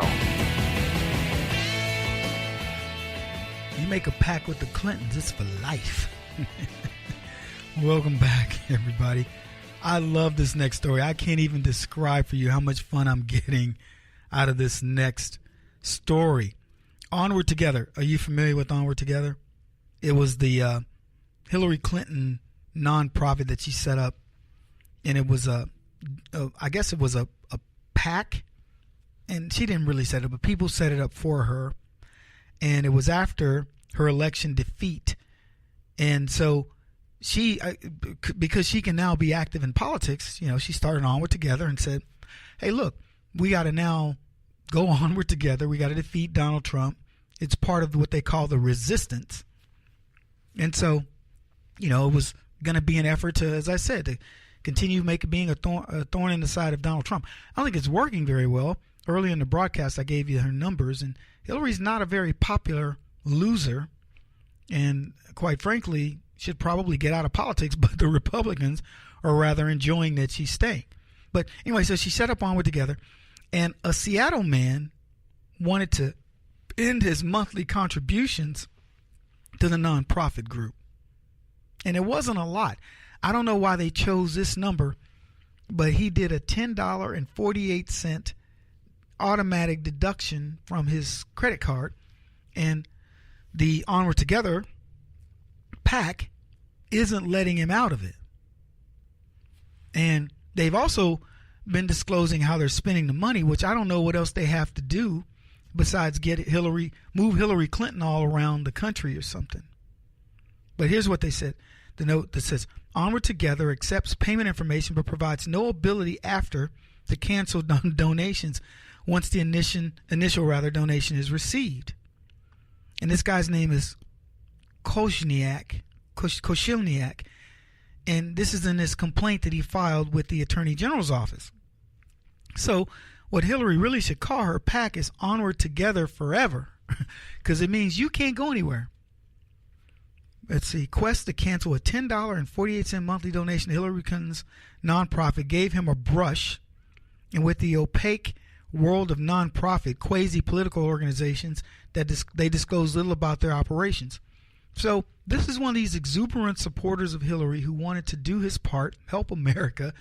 I'm with her. And he found out he's with her not to get out. Now, here's what they said. This article continues. It says, political groups have employed aggressive tactics in the past when asking for contributions, many times using email blasts to persuade would-be donors.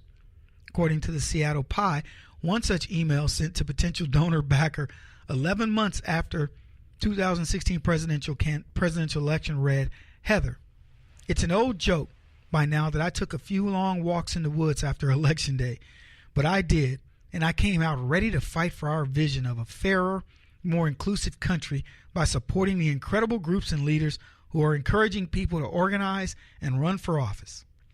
I hope you're ready too, because I'd like for you to become a founding donor to Onward Together by starting a monthly donation of just $10. So he started contributing in May of 2017, spent weeks on a mission to keep that, in his bank account from now on, and they won't let him do it. They won't let him out. These are the people that give donors, these are the people that make donors go, I don't want to donate because I don't want to get stuck.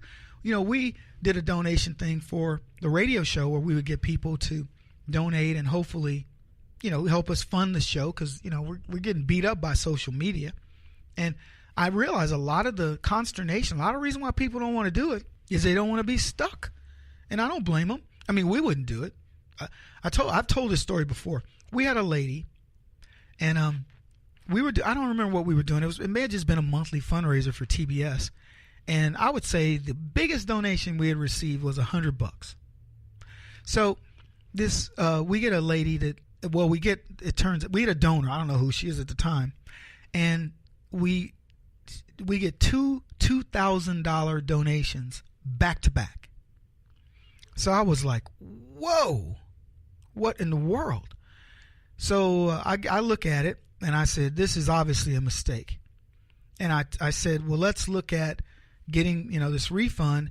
And I, had my ops team track this woman down. And I sent an email and I said, turned out it was a lady. And I said, whatever her name was, I said, listen, I want to alert you immediately that you need to go check with your bank and make sure everything's okay, because we got two donations of $2,000, and I suspect first of all, you only wanted to do one, and secondarily, it was probably for $20 because we would get 100 max. And I get in, and I said, if you'd like to call me on this, here's my phone number or whatever. So the lady calls me, and really nice lady. I'm guessing in her 60s. And so I said to her, well, hey, she calls me up and I listen, and I explained it. And she says, no, Kevin, she goes, I actually did mean to give you $2,000. She goes, I didn't mean to hit it twice.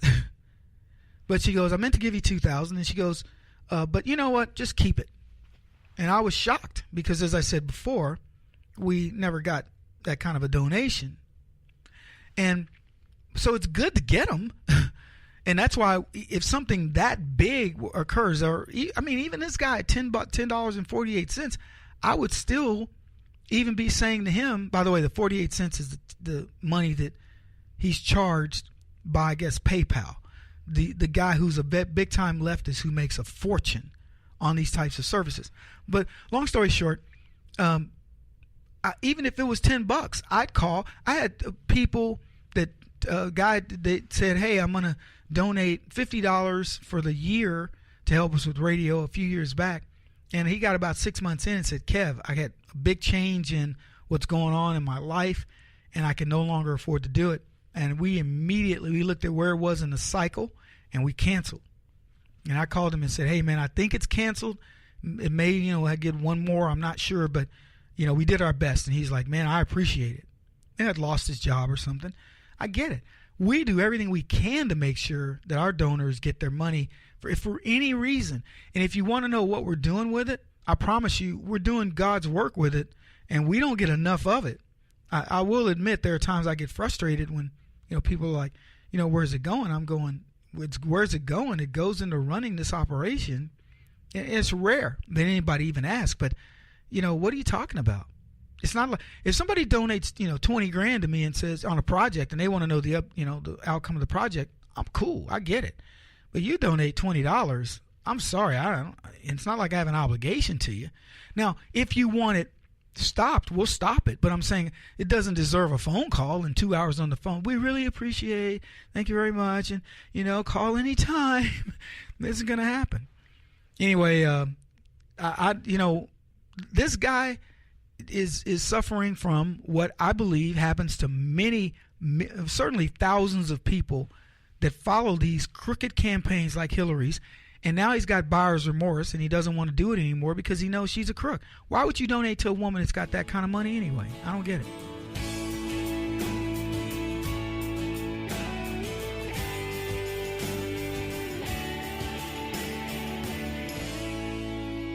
This is the Kevin Jackson Radio Show.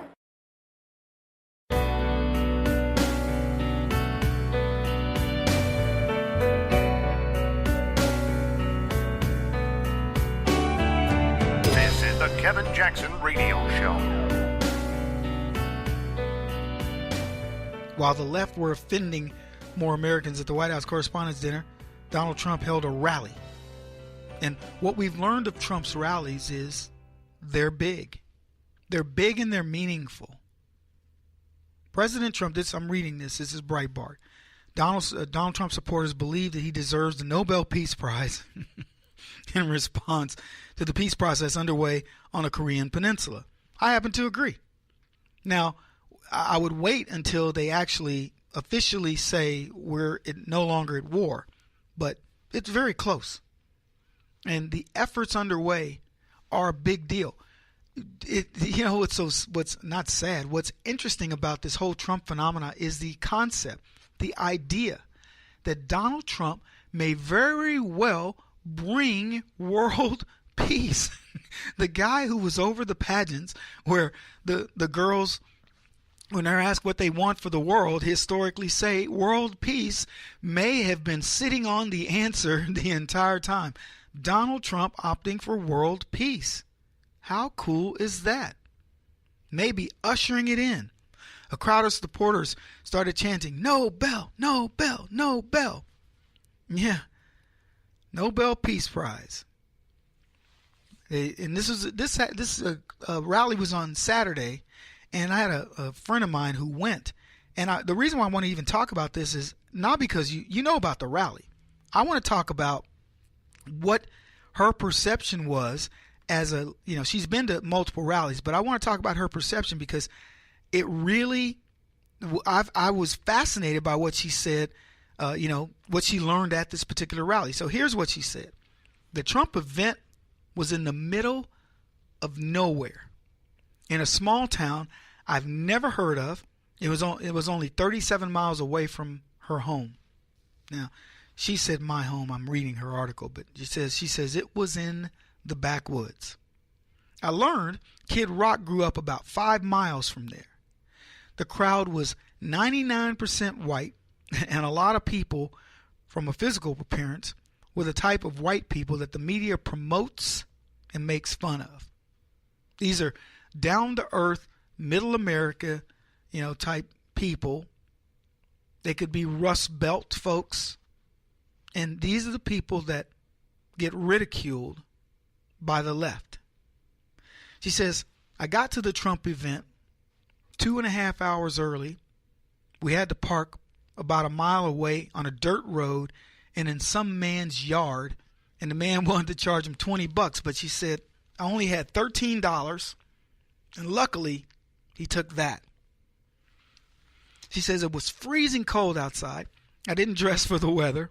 But by the time I walked a mile on a dirt road in my dress shoes, my face and fingers were completely numb, so I couldn't talk right. Now, the reason why I'm chuckling is because she went there to do interviews. And she can't. Were you ever so cold where your face freezes up? You can't talk like it. Apparently, that's where it was. And I don't know how cold it was, but because we've become such, sissies for the cold. But it was cold enough where she said she couldn't talk to people, and she's there to do interviews for us, which she did. She got a few interviews, which was good. She says, when I arrived, the line was so long that I couldn't see the end of it. The people had to have been there since noon or earlier. The only reason I got inside the sports park was because a cop helped me take cuts. Now, I think what she's saying is he told her where to go in order to get in, and cut her in front of other people, or maneuver her through the line. Same things happened to me at the Indy 500, where we know exactly how to get in no matter how long the line is. It's kind of fun to watch because I sit there and look at the people who've been lined up there for hours trying to get in. And I think to myself, wow, if they only knew what we knew. But I got a buddy that goes every year, knows all the the ins and outs. She reported that the music was extremely loud the entire time. There were no quiet places, even though she said there were these sort of outer buildings where she could do certain interviews. She said several people spoke before the president came out, and the crowd was cheering quite a bit. Standing room only, except the people sitting behind the president, the ones that they showed during the photo ops. That said, she says, I heard Fox News say 25,000 people were there. She says that was an exaggeration. I heard the number was 3,000 inside because the event was held in the middle of nowhere. It was impossible to Facebook Live the festivities or even text a message. But she says there were at least 1,000 onlookers outside of the event that were never going to get in. So that's kind of the inside baseball perspective. Now, here's what was interesting about the interviews, and I don't have the clips, but I'll tell you this. One of the things I asked her to do, I said, can you find out how many people were Democrats who became Republicans? Now, she went about it like individually. Hey, were you a Democrat? Hey, were you a Democrat? Were you a Democrat? And she finally finds a couple of people that go, yeah, I was a Democrat. And these people are very important in understanding why things are the way they are. So in questioning the one guy, he said, yeah, I was a Democrat. He goes, his family had like an intervention on him and said, hey, look, here's the way it is. Here's the way you need to see things. And he goes, I changed my vote. And so she asked him, are you going to vote for Trump in the next election? Are you going to vote Republican? The answer was yes and yes. Well, yes on voting Republican, and yes on voting in the next election, and yes on voting for Trump in the year 2020. And so he got it. Another kid was, these are white kids. They were like, yeah.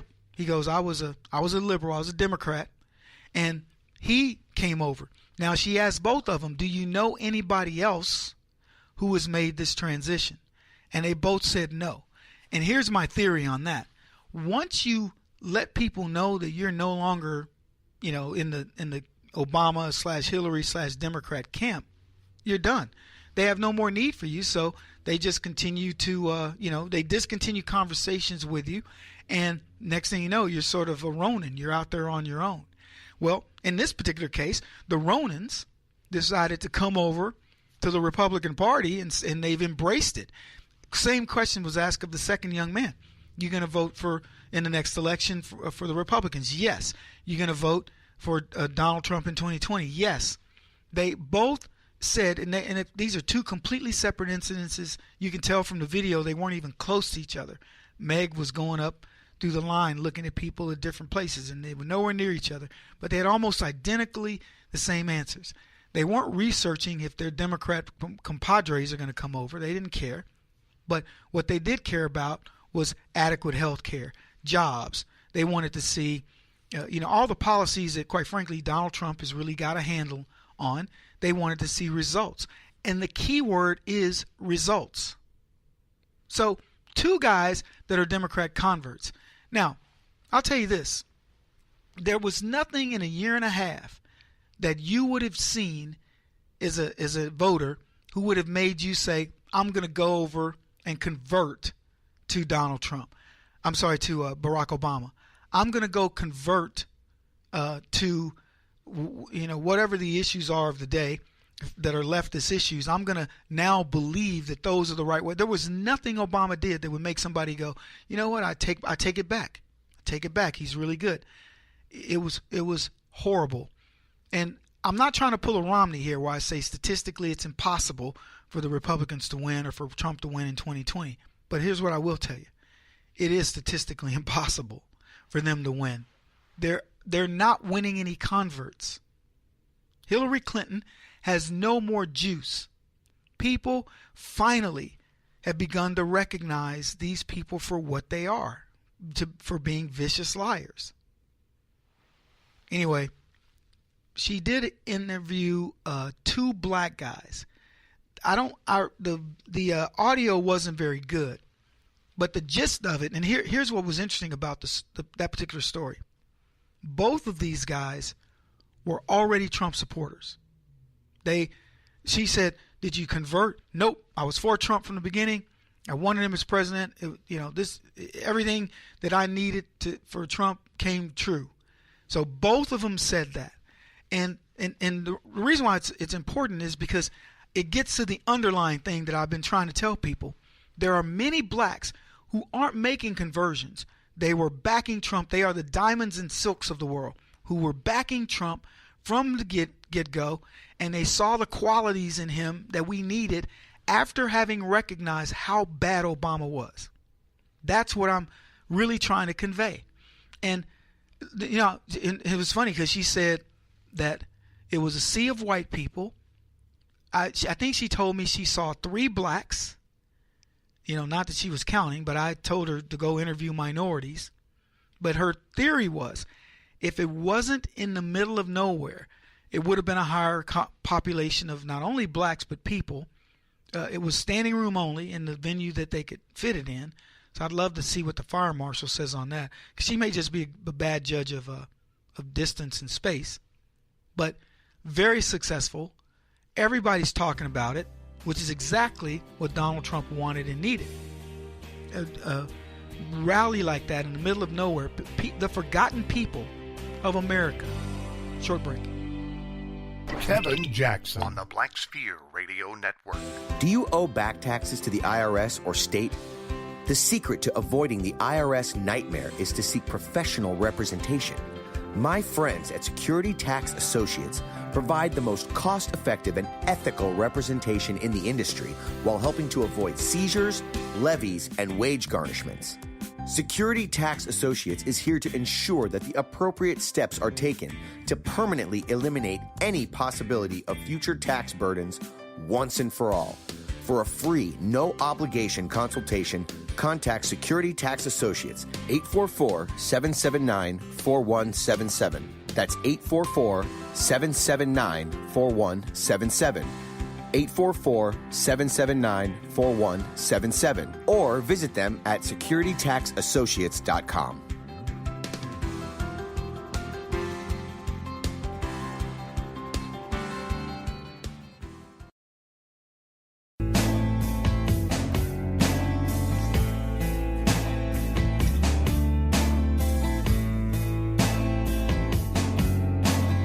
Putting an end to identity politics. This is the Kevin Jackson Radio Show. It's got to really bother the left that Donald Trump can go in the middle of nowhere and he can draw a crowd of thousands of people. And my one of our staffers who went to this event, his deal in Michigan, said it may not have been 25,000, but it was standing room only.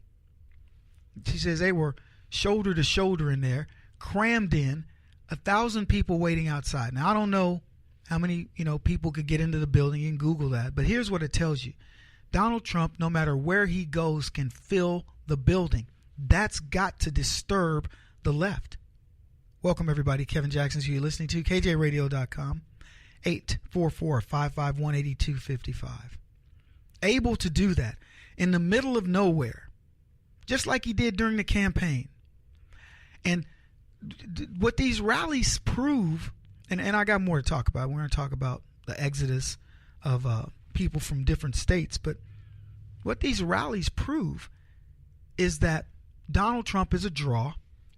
They certainly dispel the myth that these rallies are not important. The fact that he picked a battleground state doesn't go unnoticed on me. The fact that he didn't pick a big city area doesn't go unnoticed on me. He picked a town that's in the middle of nowhere to remind people that I'm willing to come to you where the post office doesn't want to deliver. I don't know, is everybody going to see this symbolism? I'm not sure. But I know this, that's a big deal. That's the biggest event that probably happened in that little area. And little towns like that, I don't know what the population of that area is, but let's say he drew a third or a quarter of the people. They're going to go home and tell others. And the little towns that are around there, the president came to see us. This is amazing. Famous for rallies. Still drawing as big a crowds now as he did then. If he'd been in the city, I remember when Trump came to Phoenix, you had to, I don't remember what time he's going to be there. It was in the afternoon. You had to be there in the morning to even get close to getting something. It was a parking nightmare. It was just crazy. Guy's rock star status. Anyway, I've already given my assessment, so I'm not going to talk any more about it. You know what I want to cover? I want to cover this lynching memorial. I said this is a memorial dedicated to leftism. See, the Democrats are the party of lynching. They've done a masterful job of whitewashing their history of tormenting black people and Republicans. They co-opted the education system. Then they transferred their vile history of enslavement and mistreatment of blacks to the Republicans, who were happy to accept it. Hapless rubes took the baton. Oh, here, the Democrats robbed the bank, took most of the money out, and it said, hey, here's a little change for you. And the Republicans were like, hey, gee, thanks. Left them, as they say, holding the proverbial bag. So now Republicans tear down monuments, they tear down statues to the Confederacy, literally helping Democrats remove their racist past and taking the blame. I told this story a couple times, but it's so worth repeating, and particularly because people have so much respect for Nikki Haley, who I know follows my work. I've been told this, but they have so much respect for her, and I do too, as a human being and as a person, and even as a South Carolina governor. But that doesn't mean she hasn't done some really stupid things. And when she was then the South Carolina governor, Nikki Haley removed the Confederate flag from the state Capitol building as if Republicans held that flag. I was incensed. Why would you possibly do something like that when, look, it was the talk of the town because this kid Dylan Roof, remember, had shot up a church full of black folks, and that created the controversy because he was seen in one of his pictures with a Confederate flag. Now, look, this is a disturbed kid. And I know people want to politicize this thing. And if he did have some affiliation with neo-Nazis or whatever, it's part of the story. It certainly needed to be told. But seeing a Confederate flag in a picture with him didn't make that so. What was his issue? If we really delve down to what his issue was, it was probably just the fact that, you get tired of watching special interest groups get something when America has a lot to offer you. And I think that there's a segment of the liberals and leftist movement that want that. They want people angry and envious and jealous of one another. And that's, to me, it's pretty sad that that's the case. But that's what we find. So Dylann Roof does this. We end up in this national discussion around monuments and Confederate flags and all this. And that was the backdrop for Nikki Haley in South Carolina. Now, they were making a big hoopla about it. Obviously, this happened in South Carolina. People were attacking the Confederate flag. Some people were arguing it was for Southern pride, which a lot of it is. Others were arguing that it was racist and, black people couldn't handle it. You had black people wearing the Confederate flag who were proud Southerners who said, look, this is a flag of victory over racism and so on and so forth. And they were called Uncle Toms and all this. These were South Carolina folks, not Kevin Jackson saying it. I'm analyzing it from the side saying, look, guys, flags don't scare me. I don't know what the big deal about them, but I don't see a Confederate flag and get intimidated. I see it and think of Daisy Duke and the Dukes of Hazzard. And, I don't look at it from the way that the left wants me to view it. But anyway, long and short of it, Nikki Haley calls this big symbolic meeting, has says we're going to do the flag taking down, and then she goes and, as a Republican governor of South Carolina, announces that we're taking down the flag. Well, good for her. So she now did exactly what the Democrats wanted. She transferred. If you do see the Confederate flag as a symbol of the KKK and oppression of blacks and all these negative things, neo-Nazism and all that, well, Nikki Haley obliged the left because a Republican governor says, I'm going to take this flag down, and that's going to end racism.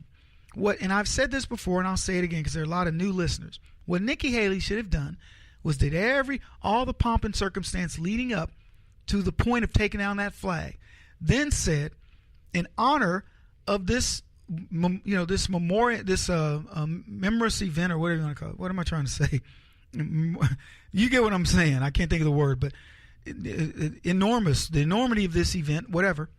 I want to have the highest ranking Democrat in the state legislature to come down here and take down the flag that was hoisted by Democrats. Now, when I said that, I forget I was on some show. I will never forget kind of the shock of the other person on the other end who was like, ooh. And you want to know why? Because it was such an amazing idea. We don't own that flag. Republicans don't. It's the rebel flag. The Republicans fought against it. Now, it is a matter of Southern pride. I'm a Southern boy myself. I see it and I go, I get it. But if you want to make it a symbol of hate, then you, the person who put it up, you come take it down. And we don't do that. Anyway, now we've got this monument that's for lynching. And I'm saying, look, guys, there's a perfect opportunity for the Republicans to yet again remind people that we are not the party of lynching. Brian Stevenson is the guy who's over this thing. And he says, we want to examine an era of American history that goes ignored, a chapter often left untold. It was a time, he said, of domestic terrorism. He is exactly right, 100%. We had a time in the history of this country where the Democratic Party was committing acts of terrorism on Republicans, a.k.a. people who supported slavery, ending of slavery, the protection of what became the citizens of the United States who were former slaves. And between 1877 and 1950, more than 4,400 black people died by lynching, according to statistics. And by the way, in that museum, I hope they list the number of white folks who were lynched right with them. And if it's like any of the civil rights museums that I've seen in my life, none of them will even closely they don't even relate to tell you anything about a Democrat doing anything.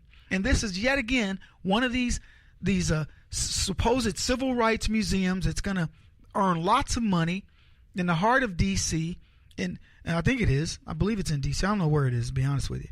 But wherever it is, they're going to dedicate it to not telling people the truth about it and letting people know that it was Democrats who were lynching these people. They're going to eventually make it to where it's Republicans who own this. And that's why I get mad at the Republican Party. When this thing went up, They should have been preaching that, hey, yeah, the Democrats have a new memorial to themselves and blah, blah, blah. But they didn't do that. And they're not going to do that because, unfortunately, the Republicans miss a lot of these types of things. That's going to do it for me today. He won't stop until he's the top-rated radio talk show host in America. What kind of weird competitive freak are you? This is the Kevin Jackson Radio Show.